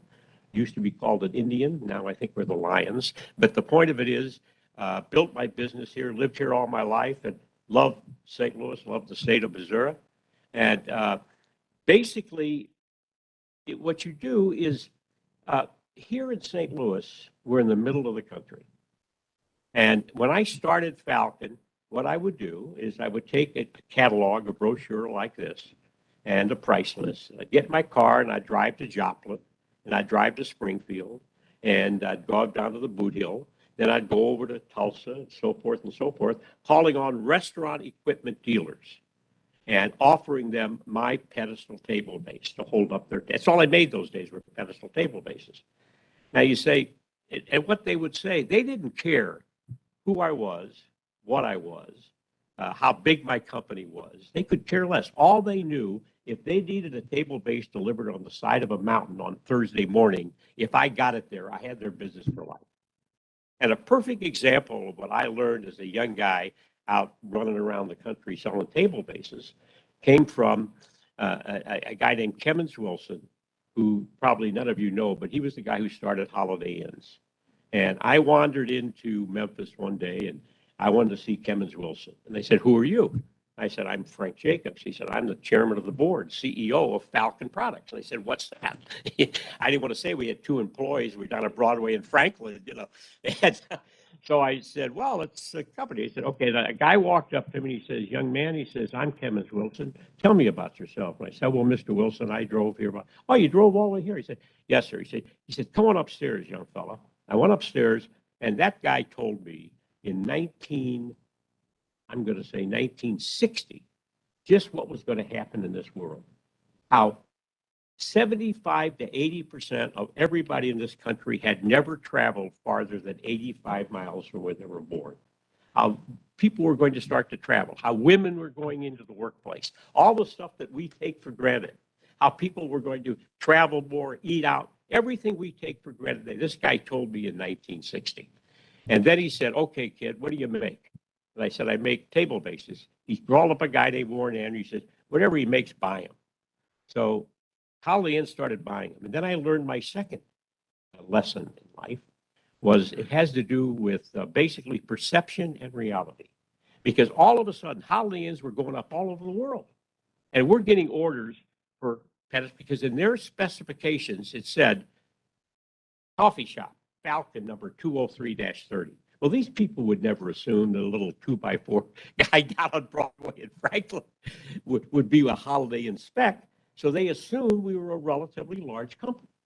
But what we did, when we got the order from wherever it is in the world, we shipped it. And therefore, the perception became the reality. And what I'm saying is that reality is perception. You have a perception of what people think you are, and unless you deliver on that perception, forget it. That's what happens. Anyway, so what happens is we grow the business, it gets larger and everything else. And it was built on what is called a gray iron casting, which is the bottom of this thing. And it's the thing that taps to the table. And when I started Falcon, there were 3,500 foundries in the United States. Today, there are practically none. In the early 60s, I had to find a place to get these castings. I used to buy them from Modern Foundry in Muscoda, Illinois. And basically, all the foundries closed up because they didn't make stoves or bathtubs or ranges out of cast iron anymore. So consequently, all the foundries, they weren't going to stay in business to make table bases. So they all closed up. So I went to Japan in the early 60s and I started importing castings. And this was the day before, and this is very important when you're talking about supply chain and transportation and things of that nature. I'd buy these little castings from little shops in Nagoya, bring them down to the corner of the alley. A three-wheel truck would pick them up, take them down to the dock, and then guys would come with big nets and load them in the hold of the ship. This is before there were containers. Okay, so that's how you got your stuff. And it worked pretty good, pretty good. But then what happened is this, somebody invented the container. And the container changed the world when it comes to supplying. Now you could buy your screws and nuts and bolts and table bases and chairs or anything you wanted to buy, electronic parts, And you would know that it left the factory from which it was made, anywhere in the world, it was sealed. And when you got it, unsealed it, so nobody stole anything. Previously, with stuff that was in holds of ships, when the longshore would come up, a certain amount of the television sets left before they got delivered. Well, that container, and then once that container became available, where you could have a box over here, it was just as easy to ship something from Japan or Vietnam or Germany or any place else to St. Louis as it was to ship it from Des Moines, Iowa to St. Louis, because you could track that container. And the logistics company, the freight forwarders, all became logistics companies, and they contracted with these steamships, just like they used to contract with the railroads. And basically, the container and ports became very automated. So consequently, you go to a port today, a ship would come in with thousands of containers. You've seen the pictures. They'd lift them off, put them on a train, send it going east from Seattle or Long Beach or LA if you're coming in from the Pacific Rim, and basically would stop at various cities on the way. We got to St. Louis, they'd take it off, put it on a chassis, and deliver it to you. And that for 40 years worked beautifully. Well, it doesn't work anymore. It doesn't work. And as to why it doesn't work, I guess there's too many people shipping containers at one time, if you make it try to be very simplistic. COVID started the problem. COVID started the problem. Then the transportation system, then we started putting tariffs on. And then the other countries started putting tariffs on. And before you know it, everybody said, we're not going to be able to buy from China anymore. It's going to be too expensive. But then, lo and behold, the people in the United States who were buying cell phones or shirts or socks or table bases, they didn't mind paying another 25%. So then everybody said, oh my gosh, we cut back on our inventories. Now what we've got to do is we've got to order stuff all the time. So what happened, everybody rushed back to their supplier. Now the supplier had laid off people because they didn't expect any orders. So they had to get people back in. Next thing you know, you got this enormous bubble last year. It really hit. So all of a sudden, there's a heck of a lot more containers looking for ships and looking for trains and looking for chassis than there is chassis, ships, and planes. And that's when the thing started. And it hasn't gotten a lot better, I must tell you. We do business with logistic providers who have been in business for a very, very long time. And they contract with the ship and they contract with the railroad to get the stuff here. Well, unfortunately, it doesn't happen. I brought, just for the heck of it, I asked our people to give me the route.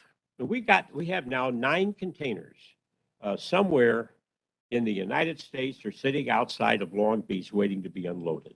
And you know, we have to ship 10 containers a month of our stuff. I mean, to match what our customers want. And here's the problem, guys. The problem, if you want to know what the problem is, my problem is the same problem that you have when you walk into a grocery store and you can't find your bread or grapes, which it's tough to understand. But consequently, the supply chain is not just the international supply chain. It's also a national supply chain. And I think every one of you has found out this right now. You walk into Walmart, you walk into Costco, shelves are empty.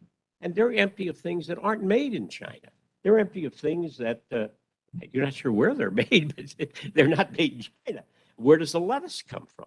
Well, I'm sure you found out right now that our supply chain problem is lack of drivers, lack of everything. And you've heard all this, so I'm not going to get into it. Just to give you an example, I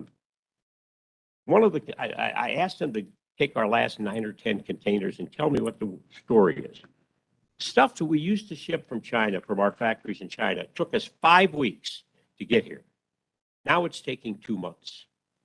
Stuff that we used to ship from China, we shipped in a container that cost us $5,700 delivered to St. Louis. Now it costs close to $30,000.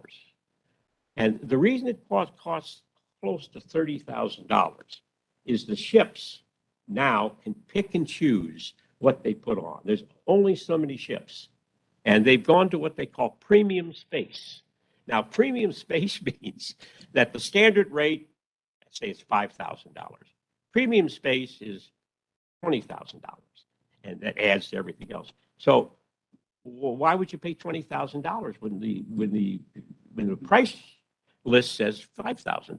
Well, the trouble with it is the ships won't take it if you won't pay premium prices. And they've got enough people paying premium prices that they can fill their ship with $20,000 boxes instead of $5,000 boxes. So what you've seen is a lot of people are switching. A lot of ship owners are switching their ships to go back and ship as far as ship loads. As Rhonda knows, I mean, the air freight business has gone out of sight. It's crazy. I mean, we have even shipped cast iron. You know, cast iron is heavy. And it costs, I mean, we sell it for nothing. On a $24 base we're selling. In order to take care of our customers, because the primary thing in business is give the customer what they want when they want it. And if you can't give it to them, they'll go someplace else. Well, in this situation, so we've had to ship thousands of pounds of cast iron in planes, which is ridiculous. It costs 4 times as much as we can sell the product for. But in order to maintain our relationships with our customers, to maintain the perception, we do that. So the problem is today with ourselves and with everybody else that's like myself is customer satisfaction or loss of business. And many, many customers have gone out of business in the last couple of years, not from COVID, which a lot of them have, but because, quite frankly, they can't get the product. I mean, they just can't get the product. And if they don't get the product, they can't pay their rent. They can't pay their employees. I mean, I'm not talking about mega businesses. Our world is made up of small businesses. And that's what we have to concentrate on. Now, what could we do to take advantage? Because remember this, with every problem, there's got to be an advantage. I think the state of Missouri is in a unique situation to take advantage of the problem. And the problem is basically what makes our state unique. I was very interested in your presentation, the economic development part, because I'm a great believer in our state, and for a lot of reasons. Quality of life. When I used to bring people into St. Louis, they used to come here screaming. If I tried to ship them to someplace else, they wouldn't go. I mean, our quality of life in St. Louis, as I showed many, is phenomenal. I won't even bother to recite everything we've got, but we got plenty. And the thing about it is, the biggest problem we have is somewhat of an inferiority complex. I never really understood that, but we do. I don't know why we have it, but we do. And but basically, we are in the center of this country. We have a great workforce in this state. I think the state has done a great job with transportation. I mean, our highway system, it's got some potholes, but quite frankly, I think it's excellent. We're working on it. We're working on it. I spent many years of my life driving around the United States in my car, and I can say this, that I think the state of Missouri has done a doggone good job putting together a highway system that works. It really does, connecting everything. But we have something else, too, that no one else has. And we used to use it a lot, and that's called a river. I'm going to tell you something. The Mississippi River and the Missouri River, where St. Louis is located, where they meet right here. One of the reasons the city of St. Louis got to be, at one time, the 5th or 6th largest city in the United States was because of the rivers. This is where people came. This is because everything went up the river. We didn't have railroads in those days, obviously. And this became the center. Now we could do that again because there's a port, I believe you all know, down in New Orleans, a very nice port. And they're spending a lot of money in New Orleans to have a deep water port so they can bring in more vessels. They're putting a lot of cranes down there. We have in St. Louis one of the best terminals for cargo that in the country, because at one time we were the center of transportation because of our river system.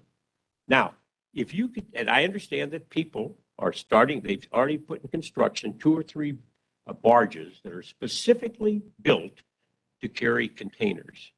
And I've seen pictures of these containers, and I hope everybody here has too, and these are great. Now, if St. Louis, if that could be established, basically St. Louis would be an ocean port for the middle of the United States. Now, think of that. Now, we compete. I listened to the economic program we compete with, whether it's Iowa or Kansas or any of these things. They don't have the rivers. I mean, this is something we could have. Now, I'm not saying it's the only thing we've got, but it could add to what we presently have. And if that would happen, that would attract all kinds of people. And I think that it's a game changer in our world, because I don't know what the state of Missouri can do to improve the ocean front. I don't think they have a lot of influence with the ocean carriers. I doubt if they can change the railroad situation to have more railroad lines coming directly into St. Louis from different places. I don't think they can do that. I don't know what we have to develop more chassis to put stuff on when you get it here. But they can't do anything about that. So we can either sit back and say, as far as the supply chain problem goes, there's not much the state of Missouri can do. I really don't know what they can do. Can you attract more truck drivers? Somebody I read somewhere that we need 60,000 more truck drivers in this country. I doubt if the state of Missouri can develop, maybe they can have some more schools that people learn to drive trucks, but I think private industry is already developing those pretty well. So I'm just saying to you folks that I think every problem has a solution that's out of the box. And that's what I'm asking. You know, we lost the railroads, Chicago, many, many years ago. And many people said we lost the railroads because basically St. Louis is too provincial. Well, we are provincial. We always talk about where did you go to high school? Okay, that's kind of a thing that we have here. And I think we love it. I don't know why, but we do love it. And I do believe that this could be a natural distribution center. As Rhonda was talking about distribution, she's absolutely correct. Our customers today are not the customers that I used to sell, the restaurant equipment dealers who sold the individual mom and pop restaurant. The bulk of where food is served outside the home is international and national chains. I don't mean just chains that operate the ones we know, like Starbucks and people of that nature. I'm talking about the ARAs that operate facilities in the airports, Host International that operate your facilities out there. These are chains that they're very professional. They look at the bottom line. The drinks are measured by the inch like that to make sure you don't get one more inch of bourbon or that you're supposed to do for your $17.80. But the point of it is they're very professional in money management. Now, distribution, our customers today by the bulk are online people. Wayfair, Overstock.com. Now, many companies such as Walmart, Costco are putting online operations. And we advertise like everybody else that we can ship their thing in 24 hours.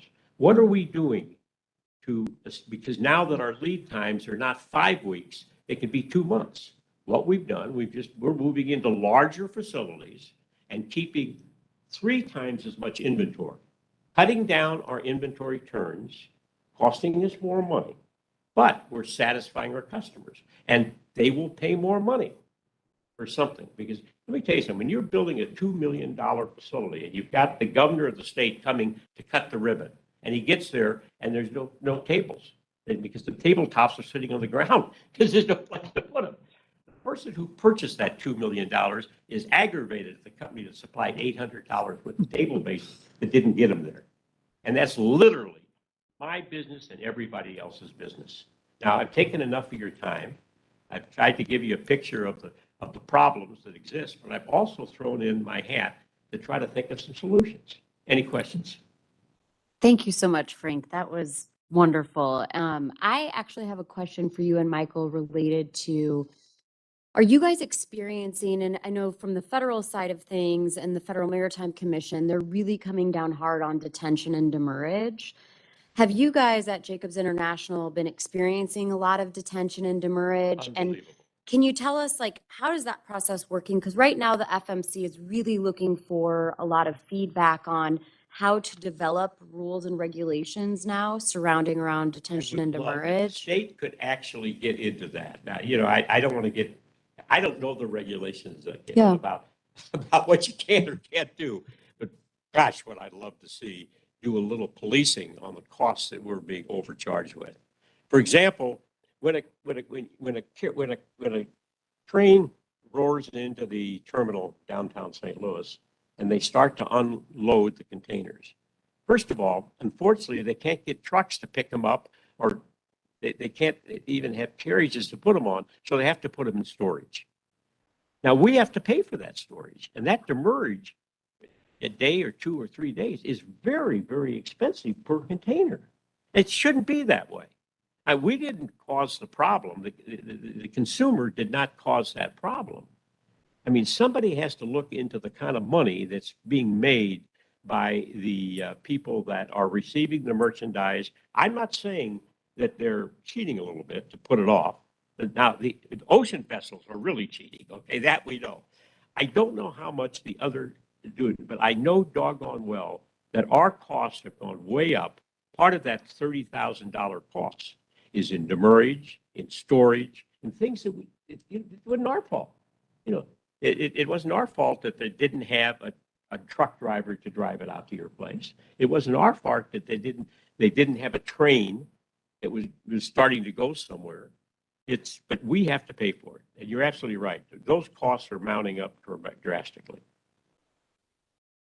You mentioned, and thank you for being here and taking the time out of your schedule to be here. Really insightful. These rising, if you just look at it as not something improper, but just supply and demand at the moment, where there's advantage being taken, as is the case sometimes. How much do you think that could actually shift the notion for even a company like yours to bring manufacturing back into the state, into the United States? Because at some point, there's that business equation is, instead of carrying the inventory, it might be better to source it closer to home. Great question. My experience in pedestal table bases. Sure. I started buying from Japan. Japan started making automobiles and television sets, got too expensive. I went to Korea, went to Taiwan. And then ultimately, I didn't go to China yet. Mexico, we came to an agreement with Mexico that with the Maquiladero agreement, which that happened back in the early 70s. So we went to Juarez, right across the river from El Paso, Texas, and built a small foundry. Ultimately built one of the most modern foundries in the world, and you got to remember, our product is not labor intensive. It's about 10% of the selling price is labor. The bulk of it is raw material, that sort of thing. It's made out of scrap. You take a bunch of steel, bicycles, engine blocks, anything else, dump it into a big furnace called a cupola, melt the stuff back down to 2,400 degrees, and pour it into boxes of sand that make the parts. That's exactly what you do. Similar to what they did when they built the pyramids, I think. And consequently, it's not a labor intensive. Now we've developed, moving conveyors, overhead sand systems, all kinds of automation to automate that. And we had that in Juarez, Mexico. And I was part of a task force put together by President H.W. Bush when NAFTA was first involved. I was representing the American side along with my people that were representing the Mexican side. And the Mexican business community was very concerned that we were going to come down and take all their business. So I flew around Mexico in a Mexican aircraft with some people from Mexico and some other people from compatriots of my own, talking to people. And I basically was saying to them, look, we're going to build a foundry down here. You can sell us our cartons, sell us our bolts and our nuts. Now we talk about bringing stuff back to the U.S. Here's the problem. Who's going to start a factory to make nuts and bolts when you've got to compete with a factory that's been doing it for 30 years in Indonesia or China or wherever that has been making that stuff for all those years? Well, it's going to take billions of dollars. And what recently happened with the computer chips is everybody knows about the computer chips where you can't get automobiles. Well, that is an interesting thought. A computer chip takes no labor. So you don't move overseas to build a computer chip factory for cheap labor.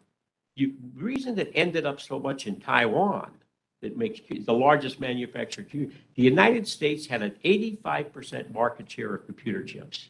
But what happened over the years, the Taiwanese, they got smart. So they started putting automation, whereas the people who made computer chips here took their money and paid it out in dividends and so forth, or buying back their stock. And what happened was, all of a sudden, you've got a factory in Taiwan that can make 10,000 computer chips at night, working against a factory in the United States that takes 2 weeks to make 10,000 computer chips. Now, of course, what's happening is they're building factories to make computer chips in this country because there's a huge market for computer chips that woke up. But for the market for cell phones is a good example. It just doesn't pay. You've got companies in China that have been making, what's that company in Shenzhen that makes those cell phones, does all that cell phone? Well, it's the company, it's actually a Taiwanese company.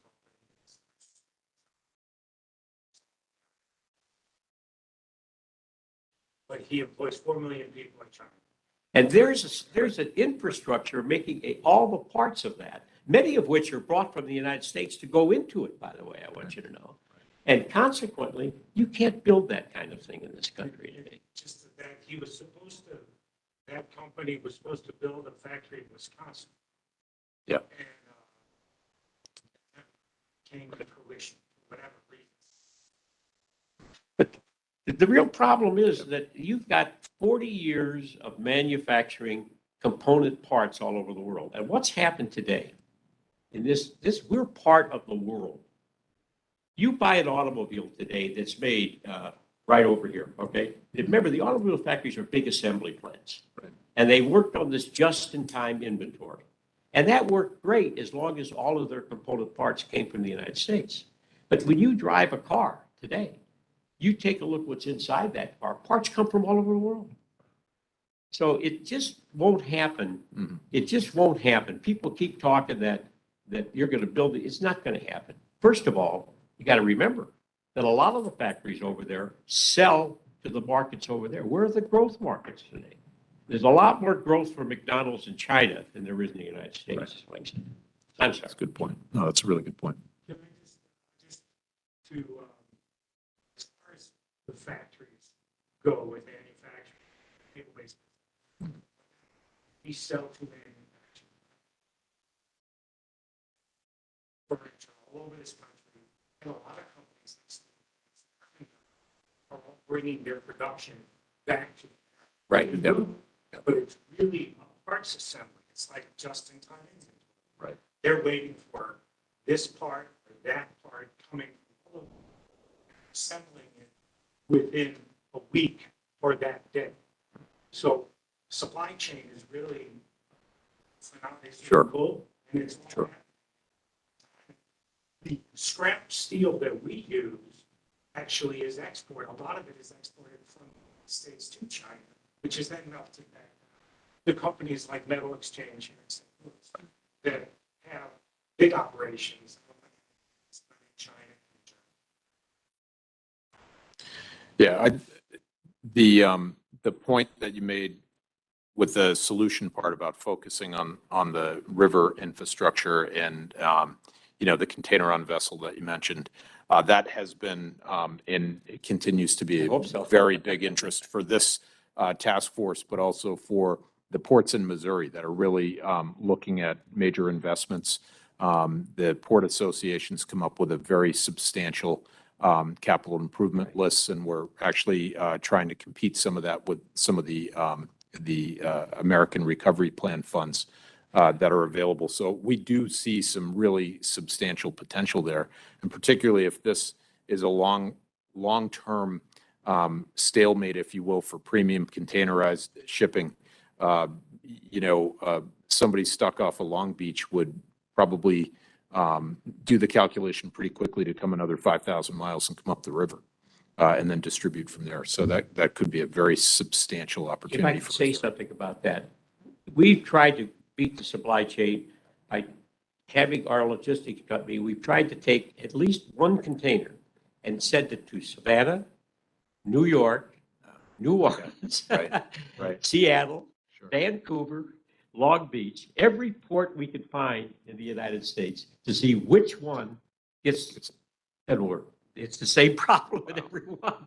So what I'm saying is that I think long term, I think they're going to leave. First of all, the demand is coming down now. After Chinese New Year, demand is coming down. Supply is staying up. So I think the cost will go down naturally. The ships will have competition, so the cost will go down. And that's already happening right now. The problem is that I'm thinking of state of Missouri, or basically St. Louis. Sure. And I'm thinking that, gosh, what this whole supply chain thing has exposed us, all of us to, is the stuff comes from all over the world. And in order that who could ever be the hub or has the way of, for example, a barge is a heck of a lot less expensive than a railroad train or a truck. So it's got to be cheaper to come from the ship up the river than it is to go by rail or by truck. It has to be long term. So I think it's a natural. Okay. Director McKenna, Yes. I believe that Mr. Spencer has his hand raised. Thank you. I do, and I would like to say that I enjoyed the presentation, the content, but also the delivery. However, my background is trucking, and and you made the comment about truck driver shortages just one too many times for me not to interject. In that, we represent truck drivers all over that do everything in trucking. And the most common complaint we've heard since with the supply chain issues is that from drivers is that we can't get in, we can't get out. It's wasted time in every possible way possible. I can totally empathize with the frustrations that you're talking about with containers, in that the containers are there, but the chassis aren't. If you've got a chassis, it's got somebody else's box on it, and somebody's going to be charging somebody for that. In the end, it is the driver sitting there wasting their time, where other people that basically have no regard for that truck driver whatsoever maybe try to sort it out, maybe don't. Sometimes drivers just turn around and go back home because, their day's already wasted. So, and I don't know what the solution is, but there certainly does need to be a solution. Thank you. You're right. I mean, it's amazing. So many drivers. I mean, I remember the days when I started out. St. Louis was the center of the trucking industry. We had down on Dock Street, it was loaded with, and it was fabulous. And then they decontrolled the trucking industry, where each driver could be his own company, and consequently that changed things a bit. But today, a poor truck driver who's got in line that wants to get into a dock area to pick up a load, he can wait there forever now. And you're right, they don't care about it. Or when he comes in to pick up one where he's already got a load, they don't even know where it's at, and he can't even find it. I agree with you, sir. That's a huge problem. And I should, one of the core reasons that it continues to be a longstanding and growing problem is because drivers aren't paid anything for their time. And that is an evolution of deregulation. And it's one that, when it's only the guy at the very bottom that's getting squeezed, there really isn't a lot of incentive for anyone else higher up in the food chain to really feel that pain and try to address that issue. But it is shippers that end up paying the price in terms of poor service and things like that. Yes, sir. Well, again, thank you. Thank Okay, you so great, much for great. being here. I enjoyed Terrific. it very much. We enjoyed it as well. Excellent presentation. Insightful. Mary? All righty. Well, it's my pleasure to introduce Asim Raza with the Terminal Railroad Association of St. Louis. He is the Director of Corporate Affairs, and he's also the Chief Legal Officer. Terminal Railroad Association is an integral part of the region's multimodal freight system. Asim's going to give you a quick introduction of that and also the services that they provide. And I think the biggest takeaway on this is they play a very significant role with multimodal freight movement in the St. Louis region, making a significant contribution to the state of Missouri. Awesome. Thank you. I'd like to begin by requesting that I present for Rhonda in the future because she always looks at me and goes, top that. So I'm going to tell you that we are starting direct freight rail service to Lufthansa to Frankfurt beginning next year. Just working on the logistics of that. Good afternoon, Director McKenna, Director Leathers, and members of the task force. My name is Asim Raza, the Chief Legal Officer and Director of Corporate Affairs, as Mary said, the Terminal Railroad Association of St. Louis. I appreciate the opportunity to speak with you all today. Let me give you a little bit of background on Terminal. We are a company that many people are probably aware of but don't know by name. We're a startup company that started 133 years ago. So the background on that is that back in the 1800s, you had 24 different railroads that began operations on the East Coast that terminated on the Illinois side of the Mississippi River. At that time, what you had to do was put people and freight onto a ferry and cross over to the Missouri side and then get on another train from that location. In 1874, the Eads Bridge was built. For the first time, you were able to take freight over the Mississippi over a bridge and get to the Missouri side, which obviously for transportation and logistics reasons made a lot of sense. In 1889, what they did is 6 out of those 24 companies consolidated their infrastructure into one company, which allowed for the easier interchange of activity between those railroads. That was the genesis of the Terminal Railroad, which we were founded in 1889. Obviously, with the only rail bridge, we had the opportunity to charge whatever it is that we wanted to go across that bridge. The merchants in town obviously did not like that, and so in 1890, they built the Merchants Bridge. So now you've had 2 bridges to get over the Mississippi. Fortunately for them, they ended up going bankrupt, and we purchased that bridge too. In 1989, Metrolink, St. Louis City was creating Metrolink, and it really wasn't, they were able to use St. Louis City owned the MacArthur Bridge. We owned the Eads Bridge. So we effectuated a swap in 1989 where we swapped the MacArthur Bridge for the Eads Bridge. So today we own the Merchants and the MacArthur, and St. Louis City owns the Eads Bridge that Metrolink runs across. Today we have approximately 230 full-time employees. We are owned by the 5 Class 1 railroads, and we serve approximately 80 customers directly in the St. Louis area. We previously served over 5,000 companies in St. Louis. We were the largest employer in St. Louis back in the 1800s. Today, that unfortunately is down to 80.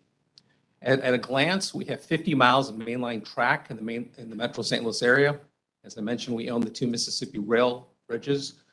We are the single largest freight rail river crossing of the Mississippi in the United States. St. Louis is the second largest rail freight interchange location in the United States by volume, second to Chicago, and by tonnage, we are behind Kansas City. TRA also owns extensive property on both sides of the river. This graphic shows you our owners, the CSX, the CN, the Norfolk Southern, the Union Pacific, and the BNSF. One Class 1 railroad you do not see on there is the Kansas City Southern. We do interchange with them. They are not an owner. As we sit today, the only Class 1 railroad we do not interchange with directly is the CP, which is up in Chicago. However, as you may know, that company is merging with Kansas City Southern, so we will have direct interchange with all Class 1 railroads in the United States. Just to give you an idea of what that connectivity looks like, this next slide shows you the United States freight rail network. We cover basically the entire North America. Between Canada, the United States, and Mexico, there's freight rail throughout North America. This graphic really does show the connectivity that Terminal brings to this region. We operate on both sides of the river. Mississippi River is right in the middle of us. We're on both the Illinois, Missouri side, and we interchange with all those different railroads. That really does give you an idea of how important Terminal Railroad is to this area in terms of freight, because we do provide connection throughout North America. To give you an idea of something about our infrastructure and assets, this is what our system map looks like in the St. Louis area. So of those 2 bridges that I mentioned, this is the MacArthur Bridge. It is the second longest bridge that exists in the United States, behind only the Huey P. Long Bridge in New Orleans. There's 3 main spans. We carry approximately 80 to 100 tons per year, 55 trains per day, and it does serve as a corridor for Amtrak. You can see the rest of the details there. The second of our bridges is the Merchants Bridge. This is the one that's just north of downtown and is primarily used by the BNSF and the Norfolk Southern. That bridge is currently being reconstructed right now. And that is part of a major, Mary knows this is one of the largest infrastructure projects that we currently have at this time. It is a double track bridge that currently operates as a single track bridge. The bridge had become obsolete because of weight restrictions. You couldn't pass 2 6-axle locomotives at the same time. So even though there were 2 tracks on it, it effectively became a single track bridge. You could imagine what that does in terms of the fluidity of the St. Louis Gateway. Trains are also becoming longer. We had a 15,000 foot train that passed through St. Louis earlier last year. What that means is if a train is waiting to pass across the Merchants Bridge, that train is extending almost 2 miles down on either side, blocking intersections along the way, which really does stop the ability to move truck traffic going from the river to the highway system. So that's a problem that we do have here. The MacArthur Bridge is the 4th busiest rail crossing of the Mississippi. The Merchants Bridge is the 6th busiest crossing of the Mississippi. Terminal Railroad operates both of those as one single unit, making it the single busiest crossing of the Mississippi in the United States. If that gateway is not operating in a fluid manner, you really do see an impact on the movement and fluidity of freight in this country. Awesome. Can I make a comment real quick, focusing on the Merchants Rail Bridge? So as a region, our office, the St. Louis Regional Freightway, and our infrastructure committee is actually led by TRA. But I think the important part is we went through a process where we asked the private industry, what are the region's highest priority projects? When we went to the barge industry, we asked, what is your #1 infrastructure project? And at that time, they said it was the Merchants Rail Bridge. And I think this is a great example of the importance of that intermodal connectivity. The barge industry said in order for them to have competitive barge rates, we have to have competitive rail rates. And the Merchants Bridge project is going to help improve reliability and efficiency. And so that's where I think this is really important with the significant role TRA has had. I think the other important part to mention on this is the construction project is actually a public-private partnership. And that's where a portion is at 23% of the project is actually funded with federal funds. And that's where obviously the railroads are a private entity, but I think this is just a great example of how we were able to maximize dollars and help our region. And again, focusing on that national impact that rail has, what the role of these 2 river bridge crossings have, and also the impact to all the modes of transportation. Yeah, that's perfectly said, Mary.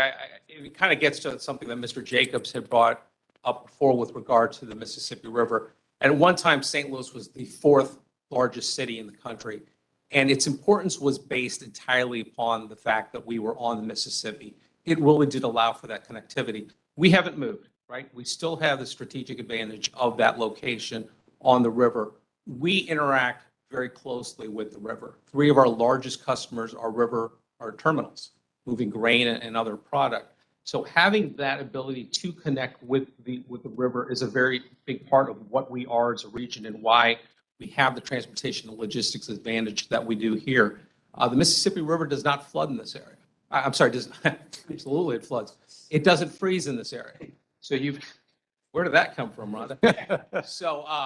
So you've got that, because of the fact that it doesn't freeze, you really do have a fluid area. That ability to connect to New Orleans and then connect to international markets from there. Again, something that the St. Louis region has. We are investing to modernize our infrastructure and better serve that customer base here. Just to give you an idea a little bit about terminal and in our relationship in Missouri, we do move 1.6 million total revenue cars through this area. The terminal has paid property tax of $500,000. Our income tax is $225,000, and we employ 68 employees directly in St. Louis. This, with regard to the topic of supply chain, I think Mr. Jacobs really did lay this out very well. Is that people talk about the supply chain issues that exist here regularly. The the Port of Los Angeles, Long Beach, that's really kind of what the genesis is. And then where the railroads fit in is that we take those containers off of those ships. They're by chassis, they're moved to an intermodal facility, which then brings it inland to various yards throughout the United States. With those shortages, with the delay coming off the ships in Long Beach and in LA, getting them off of them and then bringing them to the center of the country, that's really what you're seeing, is the delay associated with that. The worker shortage is a tremendous problem, not just in the trucking industry, but taking those containers off. So if you have ships that are waiting in port and there's a delay taking the container off, having to handle that container multiple times and then eventually getting it to an intermodal train and getting it to the center of the United States, that delay continues to add up. And in the rail industry, you'll hear something called precision scheduled railroading, PSR. That's based on timing. It's based on efficiency. And so what they've done is that because they've become leaner and meaner and operated very on a calculated basis, when there is a lag in the process, you feel that effect down the line. And that is one of the challenges that we all do face here. I was talking about some of the improvements that we could potentially have in the St. Louis area. We are single track between the Amtrak station and North Market in St. Louis. When I talked about those longer trains, this is part of the problem that we have as far as fluidity goes, is that if you've got a 10, 12,000 foot train that's waiting on the Missouri side and you don't have an ability to get around it, that delays Amtrak. Amtrak does go across us. So having a double track between those two areas would certainly be something. Rhonda, I'm learning about making asks while I'm here, so I'm going to go ahead and do that. Another challenge that we have, and I mentioned this before about blocked crossings. If you look up and down the St. Louis North riverfront, imagine if you're taking product off the river, you're putting it onto a truck, and you're trying to get to one of the interstates, and you've got a 1 or 2 mile long train that's in the way, you're going to end up getting delayed. Okay, and so that has a ripple effect for those truckers. They can't get their product to where they need to go. One of the ideas that we've talked about is that is it possible to get grade separations in that area? If you close down certain streets and were able to direct traffic towards 2 or 3 main arteries and you had the ability to go over that train, that certainly helps efficiency. But also in the rail industry, safety is everything. We are all about safety. If you can eliminate interaction between people and trains, you're going to create a safer environment. So this is obviously a challenge because that's an older area. The ability to find and engineer grade separations is certainly not easy, or it would have been done by now. But this is certainly an area, and it's representative on both sides of the river, where you've got an older city, where you've got a river, and where you've got trucks and people. Finding a way to keep them separated so that all parts are efficient and able to move is important. I think this had been brought up before. My colleague Jeff Davis of the BNSF had brought it up, and I know that we talked about it with Subash earlier, is economic incentives. In our industry, in the transportation and logistics industry, first mile, last mile is everything. Being able to get from the supplier onto the system is very important. The economic incentives to attract a supplier to come to the St. Louis area, to Missouri, and say, okay, this is where you want to locate. To get a switch put in can run you anywhere from $50,000 to $80,000. So if there's an ability to provide those kind of funds to attract a supplier and say, hey, we will help with that, that's the type of thing that I think could benefit the region. As you see, funds necessary for infrastructure. I'm not very versed in what neighboring states are offering, but I do believe that Mr. Davis and others have brought that up. So that's certainly something that could be addressed. Just like everyone else, workforce challenges. We've touched on this a little bit too. Hiring people is always a challenge. We used to put an application, we'd have a job posted, we'd have 400 or 500 applicants. We're down to maybe 100. You're getting more and more people that are looking for lifestyle. The railroad has different shifts, but there are people that will tell us, I only want to work Tuesday through Friday. I want to work 8 to 4. The railroad is a 24/7 operation, 365. So that certainly is a challenge. You don't have enough people that are applying for these type of jobs. Drug testing. That is something that's absolutely, the US DOT has their requirements and we can't change those. But now, a lot of times, kids are coming in and they're not able to pass the drug test. That reduces your workforce potential even more. Any questions or anything that I can address? You know, thank you for the presentation. It's more a comment, but that point about the grade separations, I think, is really a critical one. We see this in communities all across the state that, you know, trying to operate these multiple modes without the disruption that can cause. And even with some of the additional funding that we're seeing, you know, the amount of at-grade crossings that we have in this state, not only as a safety issue, as you mentioned, but also just as an economic issue. The funding looks to me that we're on about a 400-year cycle for the amount of money that is now available, which is better. I think we were about a 600-year cycle before, but it's just the scale is lost as we get through the policy for these real on-the-ground basic improvements that are necessary. And the funding is just paltry for some of these things that could really make a difference. You know, obviously we go through a lot of prioritization there, but because of the limited funding, but that's the scale in the state of Missouri. With the available funding for at-grade crossings, we're on about a 400-year timetable to replace those and to make that more functional. So that's a particular area where we could do better. I wanted to just emphasize the work that TRA is doing as far as their infrastructure improvements. And to put this in perspective in the comments that we had heard today as far as supply chain disruptions, solutions, and that is at a national level, the St. Louis region, as does Kansas City, we serve as an alternate route during supply chain disruptions. So for example, in the Pacific Northwest, when there are governmental regulation changes and all of a sudden ag products that would typically be transported by rail from Washington State to LA and Long Beach would no longer be going to China for different reasons. A decision was made in a short period of time. Where can we send it? Our customers in Egypt. And that's where they're looking for the cheapest, most efficient, and reliable modes of transportation.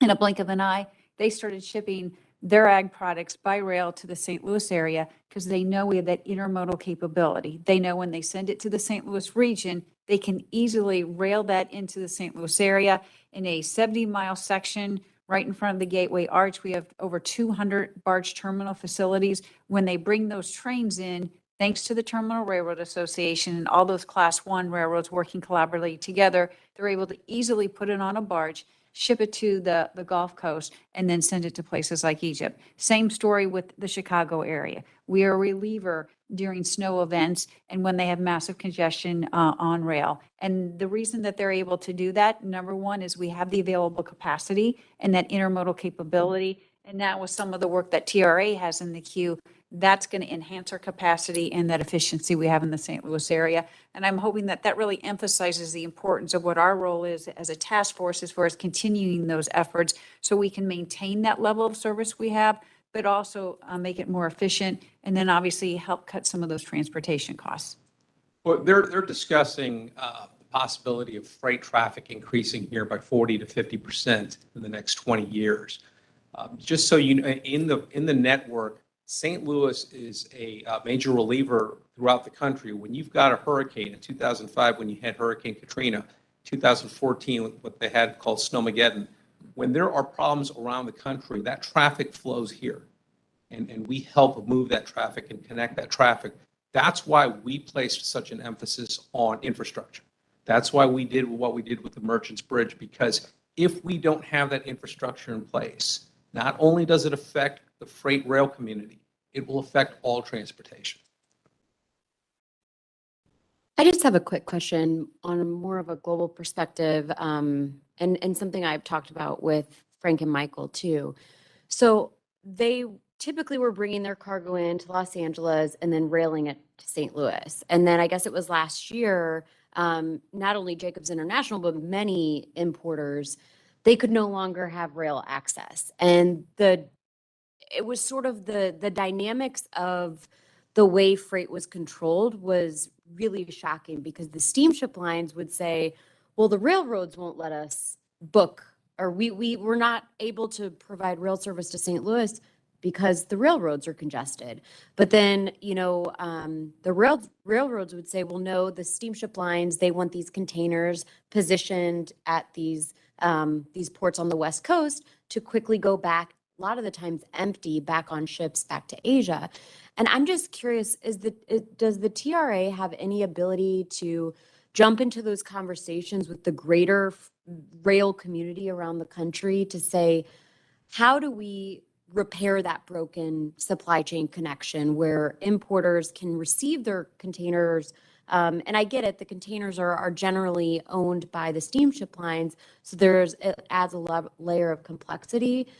But I'm trying to understand a little bit more, and I know there's a lot of importers and exporters trying to understand, when will this solution, it seems like almost like the railroads and the steamship lines have to sit at the same table, because now what you're experiencing is importers like Jacobs International can't bring their containerized cargo in via rail. But then on the other hand, there's grain exporters or rice exporters that don't have empty container equipment to then book from St. Louis back on the rail westbound. And so there's this huge equipment imbalance. And I'm just wondering if the TRA is party to any of those conversations nationally on what is being done to fix that problem. Ms. Murphy, I can completely empathize with your point, and I think that's something that as a country, we all see that. TRA in and of itself is a joint facility that's owned by those Class 1 railroads, and we are here to serve as a facilitator in terms of the movement and connection in the St. Louis area. As an industry, we don't really have a seat at that table on a larger supply chain level that you're talking about. I would say that there really isn't, because it's a supply chain system, it's really hard to say that if we fix A, B will automatically be fixed as well, because it's a chicken or an egg type of thing. So you've got the workforce issue, right? So that in and of itself is a problem. But then when you're trying you don't have, most of these companies don't have an abundance of capacity. They don't have an abundance of equipment so that, we have unlimited amounts of chassis. You have as much as you need.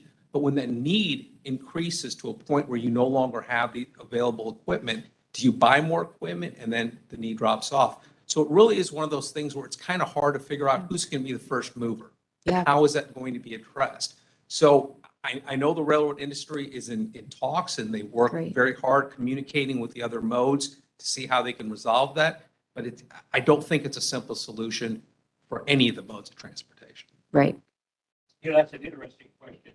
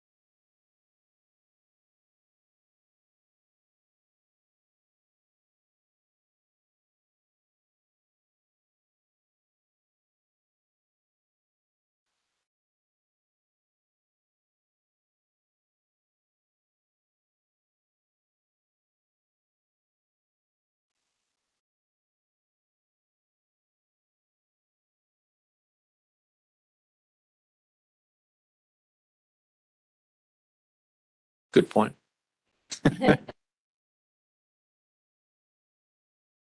Well, Good luck. Good luck. I'll give you my card. Well, it is a good point, though. What is the role of the state here? What is the role? We're really involved from a regulatory and safety standpoint, not so much an efficiency and effectiveness standpoint. That has not typically been the state role here, and it's really an amazing part of the American story of infrastructure is the way that beyond the kind of the road and bridges, the owner operators of many of these other modes of transportation are private companies in the case of the rail. So, we try to find that balance between not getting in the way and also making sure that there's safety, but that it's really that private enterprise finding those points of profitability in the way that those movements occur. I find that to be a very limited state role, and probably I think most in industry would agree, is if we start coming in and trying to determine that, we'll probably get it wrong because we don't have the profit motive behind it. Sure. Right, right.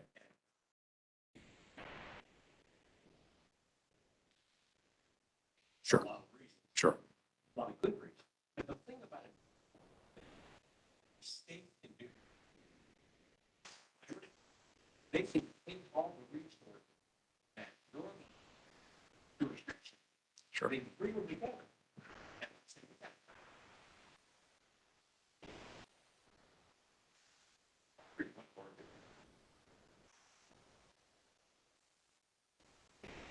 We could bring everybody together. Straighten out some of these things. They really should. State is bring a convener or like bringing forces together. Right. Right. You got the Right. I think that's great.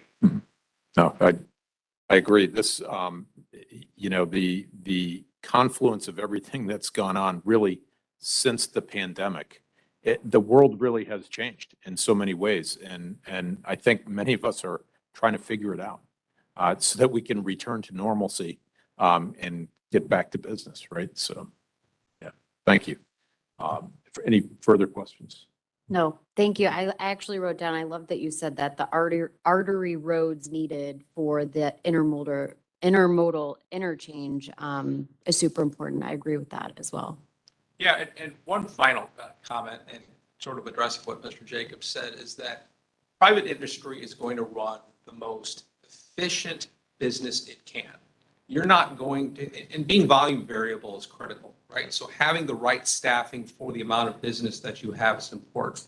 The problem is that what we're finding now is that if you've cut people before and now business has gone up and you're trying to hire them back and they don't want to come back, you're going to run into a problem. And I don't know that the railroad industry can sit down, snap their fingers and say, we can fix this, because it's larger than that. You can't motivate an 18, 22-year-old person to say, you know what, go live this type of lifestyle because we need you in the rail industry. And that goes across all modes. But really, it's something that's above and beyond, I think, what any private industry or mode of transportation can fix. The state can certainly try and convene people to find those solutions. But I don't know that there's anybody who you can say they're at fault here. It really is a dynamic that we're all trying to find a solution to. Yeah, it's cutting across all industries. The construction industry, very similar issues. As we've been moving up the capital, the CapEx spend at the state level for the work that we do, and it has been, within the construction industry that really the private sector part that is doing the work. It takes a long time to have that trust in looking at the risk and whether or not that investment will be sustained long enough to increase capacity, to invest in equipment and labor to bring that along. And so, I think the entire industry and virtually every industry is scrambling through those same things right now. So Yeah, I couldn't thank you agree very more with Director McKenna on that sentiment. And Mr.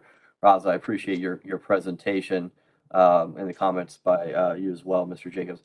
You know, two things that I'd just like to say. One, on the workforce side, you know, and Director McKenna said it perfectly.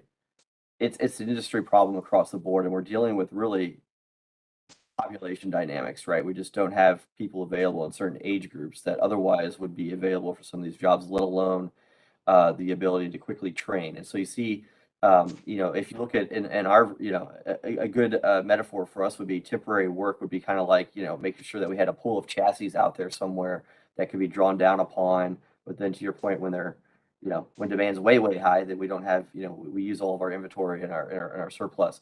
It's the same for people right now, right? We don't have surplus people. We don't have, and even in these temp work arrangements, there's not a lot of people that can quickly be deployed to do some of this work, which is certainly an infrastructure challenge, if you will, of workforce development. The other comment I want to make, and it's really more of a question. So it seems like TRA to me is, and I don't know if Subash is still in the room, but you know, kind of the marquee public-private partnership that's kind of out there, where you're working really closely with municipalities and government organizations, but you know, you're an arm of the railroads. I guess my question would be is, you know, say through all this bipartisan infrastructure money, we were able to come up with some dollars to you know, buy a bunch of switches and pay for some of these things. You know, who does that, right? Is that the city that builds that? Is that the TRRA who does that? Is that the state who comes in and does that? What does that look like on an actual execution front? And, you know, who owns that asset? Are you saying, so if funds were available to do the first mile, last mile investment, I think Sure. the way you would see that more would be in terms of if a business wanted to locate on a particular rail served property and they looked for funds to put into that infrastructure, that would be something that they could go then and apply for and say, all right, this would be something where we agree to move here, we agree to put this number of jobs in place, and in return, you're helping to provide the infrastructure that's going to attract us there. So it wouldn't be anything that the railroad does not invest. We don't put our money into that. That's not something we would go and get funds for, buy a switch and put that in. That's more on the private side. So yeah, I mean, I think. Sorry to interrupt you there. It's the delay probably in the WebEx. And again, apologies for not being there. I think my question is I fully understand that. I guess my question is chicken and the egg, right? And so if we need to A, upgrade the infrastructure, and two, that we want to you know, be attractive, is it that a upfront investment could be made? Say you guys did an inventory, just, you know, and you understand that we don't have capacity today. There's gonna be 40% growth over the next 20 years. What do we need to invest in today to be ready for that, as well as to be more attractive? Rather than being reactive and responsive to, yes, if there's an economic development project, certainly we could write that into a deal. I think what I had talked about earlier in terms of doing such things as the grade separations is that there you're looking at an area that is potentially developable by industry. And if you're saying that you're going to create it so that you've got the roads in place, you've got the rail in place, and say, okay, now when Mary Lamey's group, the St. Louis Regional Freightway, is out there talking to people, they can say, we already have that. We've got a location for you that's got the material you're looking for. That could be on either side of the river. But the point is that what you're trying to do, you're trying to provide companies the opportunity to say, look, we're ready for you. Come to this area because we're in growth mode. So that's where I think you take that money, you invest it in getting your sites prepared and ready to market. Thank you, and sorry about the logistics of this electronic virtual stuff. Mr. Raza, thank you so much for your time and your expertise and all the work that you do. Thank you. Appreciate you being here. Next up, we have Jeff Van Schaik from the Missouri Eastern Railroad Jaguar Transport. I'll note that Jaguar began operation quite a long time ago. Yeah, we're just as old as this company is. That's right. A startup that started up 2 weeks in, right? So nice contrast here. Thank you for being here. And the floor is yours, sir. Thank you. Appreciate the time. It's been a fascinating discussion just sitting over there listening. I hate that I have to follow the airport and live animal movement. I never thought pedestals on tables would be interesting. Here we are. I got to follow this. 133-year-old company, so I'll close this out here. Yeah, so Jaguar we're not 133 years old. We started in 2018. We're by all means one of the newer, if not the newest short-line freight railroad company in the country. We're based in Joplin, Missouri, and and I've been with them since August, and I've just been incredibly impressed with this group of people and the vision they have for the future, how they treat their people, and most importantly, how they treat their customers. It's a group that's really flexible in how they want to serve their customers, and will go to where customers are to help serve their needs and help move the goods that they try to serve. So, let's see. That's who we are in a nutshell. But our first investment outside of this Missouri one that started up 2 weeks ago was in West Memphis, Arkansas. This is a 3-mile short-line railroad that was rehabbed by the city of West Memphis through Tiger Funds, so the federal Tiger program. And prior to that investment, that railroad moved about 60 cars a month. And after that investment and some aggressive marketing from our team, we're going to be at about they moved 65 cars a month. And after that investment, we're going to be at 300 cars a month. So I think what I'm going to do here at this presentation is kind of take a micro view on how state infrastructure investment can do tremendous things for short-line freight railroads. So we're not going to be at the table during the big, how does cargo get from China to St. Louis conversation. We're going to be the ones that take it that last mile to serve freight customers. At a whole, Jaguar, we have 7 railroads across the country, 4 logistics parks, 10 transload locations, and almost 600 miles of track. It's not necessarily how we plan to grow, but this is where our customers have taken us, and we're trying to be as flexible as we can with them. So our bread and butter is obviously short line freight railroads, but we quickly realized that if we wanted to be an effective piece of the transportation solution, we needed to offer more things. So we needed to offer rail car storage, so cars had nowhere to go, had a place to sit for a while. We needed to offer repair services for cars that needed to get back online quickly. We needed to offer transloading for smaller customers who needed a place to ship their freight but didn't necessarily have the infrastructure in place to do it, so we needed to offer that service. We needed to offer warehousing for customers to hold their products. The company operates a $1.5 million square foot warehouse up in Marion, Ohio. That is just a great facility. And we need to offer industrial development assistance for folks working with local EDCs like Subhash's group to try to land customers on our railroad. So all of these services were geared towards keeping the commodity flows that we do control on our last mile of operation, moving in an efficient, cost-effective way for our customers. So that eventually led us to 2 weeks ago and the startup of our Missouri Eastern Railroad. So this is a 60-mile short-line freight railroad that runs just west of Union, Missouri, up through Chesterfield and Vigus and over the West Belt where we connect with the seam in the TRRA. So our group is incredibly excited about this opportunity for all of the reasons that have been talked about. We have access to 6 Class I railroads. We're right along the Missouri River. We're in the middle of the country with incredible highway access. And if we could find a way to make the airport work, but I don't know if that was going to happen. But as far as the supply chain goes in Missouri, for us in our last mile of freight railroad track, this is all about creating capacity by using and improving the existing infrastructure that we have to better serve our customers. I'm a firm believer that multi-serve short-line railroads are a tremendous asset to any state, but the biggest issue we have with railroads is you can't pick them up and move them to where the demand is, right? Once they're in the ground, we're talking generational investments that are made to something that doesn't move. So it becomes our job to use them as effectively as possible. Jeff, can I ask you, can you go back to that previous slide with the map for the Missouri Eastern Railroad? So you indicated you just recently purchased that line? Correct. And was it an active line prior to purchasing it? It was. Okay, thanks.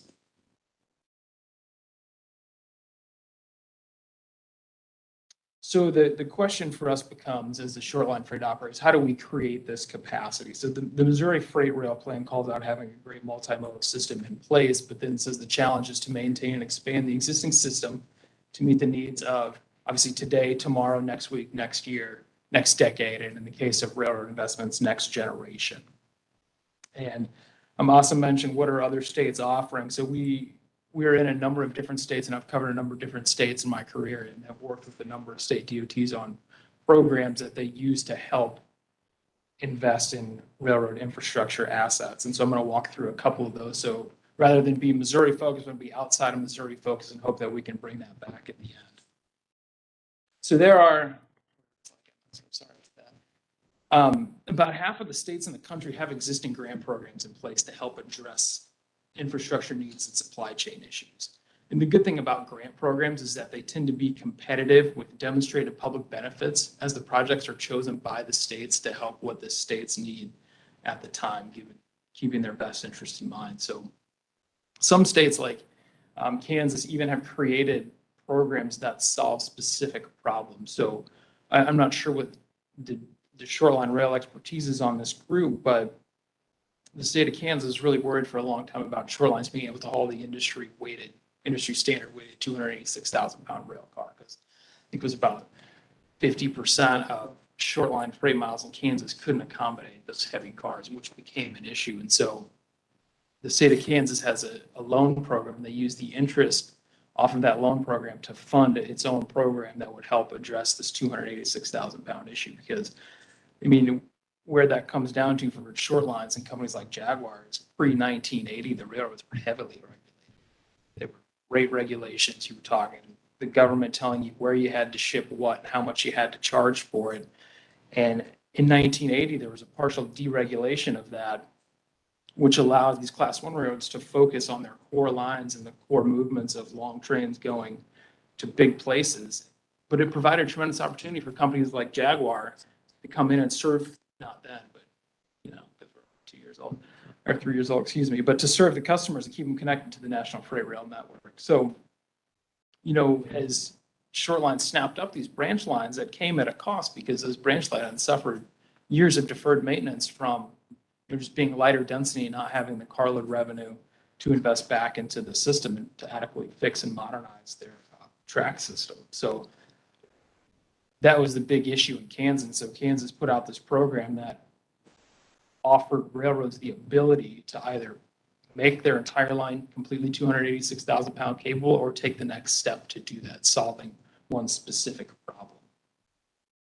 You know, and there's outside of some of these state programs, there's also federal programs out there that I know a lot of you in the DOT world are aware of. So we're talking the Consolidated Rail Infrastructure and Safety Improvement Program, the CRISI program run through FRA. You've got RAISE program, you've got infra, you've got port infrastructure development, all these federal programs out there. And with Biden's infrastructure bill, we've seen a tremendous increase in the amount of money that's going to be available to use these programs for. But the issue that I see with a lot of this is that when you put out a NOFO, notice of funding availability on a federal program, there's typically a 3-month window which you can apply. And then you're going to wait another 6 months until you hear whether or not you're awarded. Then you're going to wait another year to get your agreements in place. So by the time you actually start doing work, the competitive landscape that you design the project for will be completely different than the solutions you created 2 years ago to help fix that problem. So the good thing about state programs is that there's an incredibly quick turnaround from award of project to ties in the ground, or rail in the ground, or servicing, or switch installed, or a siding created, which really helps solve some of these immediate needs today. The Missouri Freight Enhancement Program was mentioned, $1 million a year for transportation purposes other than highways. You know, I think that's a great start, but $1 million a year is not a lot of money for rail projects. And that might get you, we talked about earlier, get you a mile of track, right? That's not that much.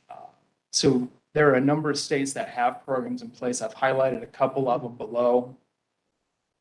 Kansas has 2 programs, believe it or not, each funded at $5 million a year, so $10 million total for railroad owners and operators, and also railroad shippers to help increase their capacity by, you know, creating sidings into facilities, lengthening sidings so they can handle more cars at one time, creating loop tracks and things like that.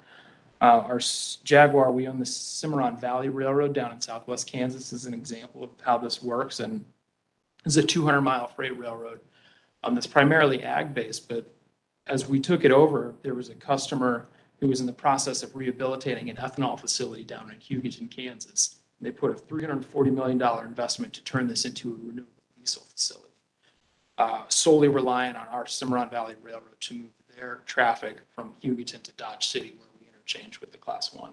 The biggest issue we have there is that's a 90-mile move, and it's a 10-mile-per-hour railroad. So you're talking 9 hours to get from A to B, clogging up the entire artery.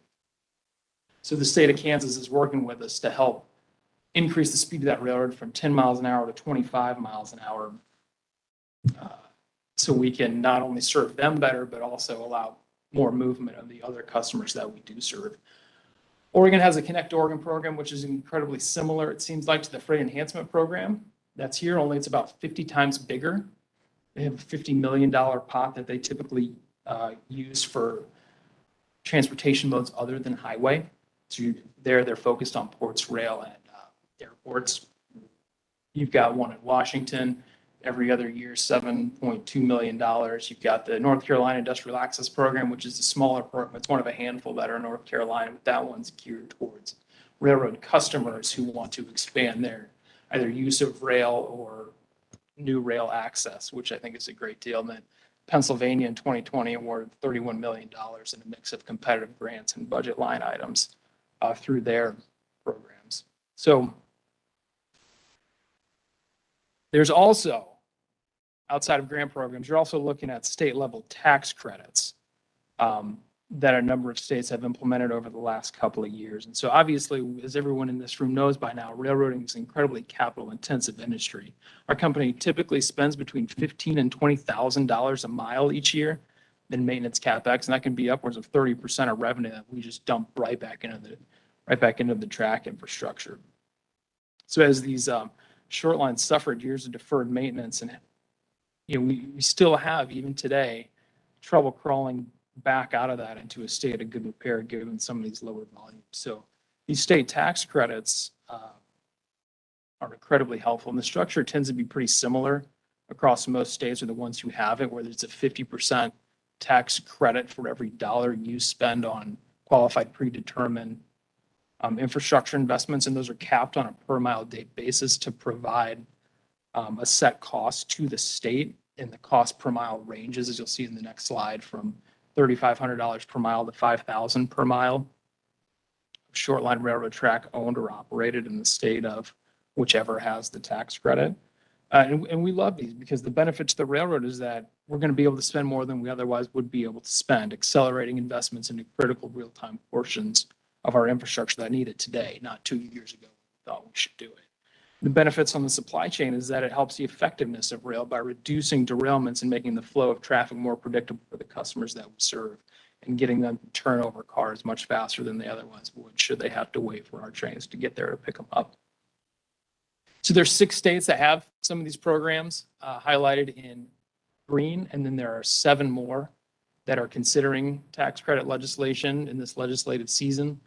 The ones on the bottom right that are starred have also included an industrial development type kicker in their language. So as I mentioned, the typical structure is 50% for every dollar spent, capped on a per mile basis. So it's equitable among all of the railroads in the state that has the credit. But this transferable and this industrial development piece that some states are considering is more on a project basis. So if you're a customer and you want to build a loop track, that loop track might be a mile long, and your $3,500 per mile isn't going to help any of that. So on the industrial development side, you put it on a project basis, so capped at $500,000 per project, which would allow a lot more and bigger investment into some of these customers that want to expand their rail access. So you can see here in Alabama is a pretty good example. And the push for these credits really just came about a couple of years ago. And so the effectiveness isn't studied as much as it should be, but you can see just by this state, there's been a significant increase in infrastructure investments by shoreline railroads. So in 2019, the collective group of Alabama short lines are the ones that responded to the survey, spent about $15 million. Then they put the tax credit in place in 2020. You can see those numbers jump up and up. There's been a 38% increase during a pandemic, which is incredible for infrastructure investments spent because of the incentivized nature of tax credits. So I talked for a bit about grants and tax credits, promoting the idea that state involvement in freight funding is a good thing. Going back to the Missouri Freight Plan, how are we looking to maintain and expand the current system to meet some of these infrastructure needs of tomorrow? I think these programs do that in the states that they've been implemented. I know, Director, you've talked a bit about some of the challenges that you've had trying to fund programs other than highway, and I think that's well taken. But to take a serious look at some of this is going to be important to the branch lines, the last miles and the first miles of railroads that serve a lot of these customers. Because these programs, they help ease congestion on state highways and critical infrastructure pinch points. EDCs, as Subhash said, also play a pretty critical role in working with railroads. So, we in short lines, we can accommodate new customers and facilities quicker with some of these incentives. And I'll leave you with one example. Our railroad down in southwestern New Mexico, appropriately named the Southwestern Railroad, I was working with a customer who wanted to move diesel fuel into Mexico. And so they had tried all the traditional routes, but were having a tough time. And so they came to us with the problem. And our solution for them was to just build a transload site. And so within 7 days, we had a transload site up and running so they could bring in diesel fuel to our railroad, transload it into trucks, and then drive 20 miles across the border to serve that location. So I think that kind of flexibility that short lines offer can help with the supply chain issues. And that's what we're going to continue to do. And I look forward to working with you all to help see if some of these programs will be, a potential solution to what you all are trying to fix with this task force. So I appreciate the time and happy to answer questions.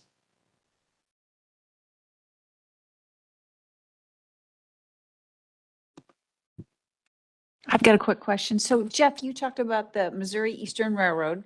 And in your slide, it indicates that it's that whole entire line is very attractive for rail services for future customers. And then you talked about incentives. So I think your termini is in Union, which is in Franklin County. So based on your discussions with incentives, are there high growth areas along that alignment that you're depicting on that slide? I think anywhere that, and as Asim talked about a little bit ago, anywhere that has, for new customers, anywhere that has a developable property that's not overly expensive, that has access to a railroad is a potential high growth area. And so obviously you're of the opinion there are some of those locations throughout that alignment? Yes, Okay. All right. That's great. And what these programs do, not only the local incentives, but some of these tax credit and grant programs I talked about, is it allows them to offset some of the costs. So if you're going to do traditional incentives to get your tax rebates and whatever else, you can also help offset some of the costs of the rail infrastructure to build into a new site. Okay. Very good. Hey, Jeff, how many employees does Jaguar have? Across the country, about 300. What was I'm curious to know how Joplin became the corporate office or the home location. Well, our CEO and our chairman started the company and they lived in Joplin and they love Joplin. So they had absolutely no desire to move from there. Yeah, so maybe going back to quality of life? Yeah, exactly. So if you wanted to work for a great company, you had to work at a Joplin. Yeah, interesting. Thank you. Simple as that. Yeah. And the Griffin building is a great building. It is. This is a really helpful presentation, and thanks for bringing the information forward. I think the comparison to what some of the other states are doing in regard to this type of investment, this type of incentive, I think this can really help inform this task force on some of the recommendations that we want to be making. And to bring forward, I would like to think that we will be bringing forward a set of legislative and regulatory, mostly legislative recommendations that can be considered in the General Assembly here in Missouri. This is a really interesting and unique time for all of us, particularly in light of the infrastructure bill that passed, the opportunities for discretionary grants to pursue those, to pursue them on a kind of a collaborative basis so that we're getting multiple bangs for each buck that we pursue. Anything we can do to work together, even to collaborate on some of those funding opportunities, I think would be well worth all of our time. So, and the one thing I would mention on that is if you're looking at federal grants, so some of the ones I mentioned earlier. We've done a number of those in my career. The key to winning those is having a really solid state DOT backing and having matching funds that you can apply towards the project that cover a cross-section of people who will be impacted. So as an example, if Missouri Eastern would apply for that, we would put in our own funds, and if customers put in funds who would benefit that, Missouri DOT would do that as well. And then we submitted that as a package. It really shows cohesion for people that want to see something like that funded. So that's the point. Thank you. Yeah, great. Any further questions? Thank you so much for being here. Really appreciate it. We do have time for some public comments. If we have anybody that wishes to make any public commentary, so anyone is welcome. Sure.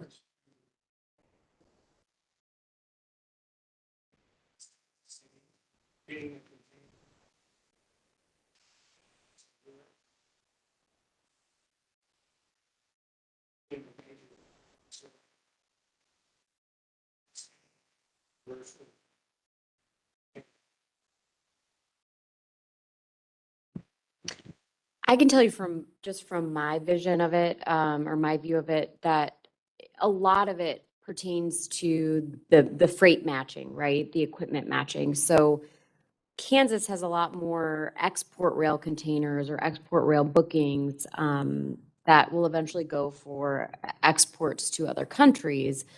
Therefore, the steamship line is a little bit more eager to get a loaded container on the import side of things to Kansas City over St. Louis, because they know that when they get that equipment to Kansas City's rail terminal, it gets offloaded in return, that equipment's going to go right back out. And that's really honestly, it comes down to supply and demand. They want to match it as much as possible. No matter what mode you're in, you want to match it as much as possible. And I would just say, in terms of Kansas City versus St. Louis, they just do quite a bit more export out of that terminal. Any other commentary? Staff? Public. What I would like to thank St. Louis District for enabling us to use this facility, and for the MoDOT team for the setup, the travel, the moving around. Scott, thank you. Dana, appreciate it. Cheryl and Cheryl Ball, Liz Presswood are really doing, I would say, all of the heavy lifting for us here. So Thank you, Cheryl. It's really a great process that we're going through. We've got a nice opportunity here, I think, to elevate the issues that can, make Missouri part of this solution to some of the supply chain issues, but also to think beyond just what issues are facing us today, but how to develop into the future. Great set of panelists today.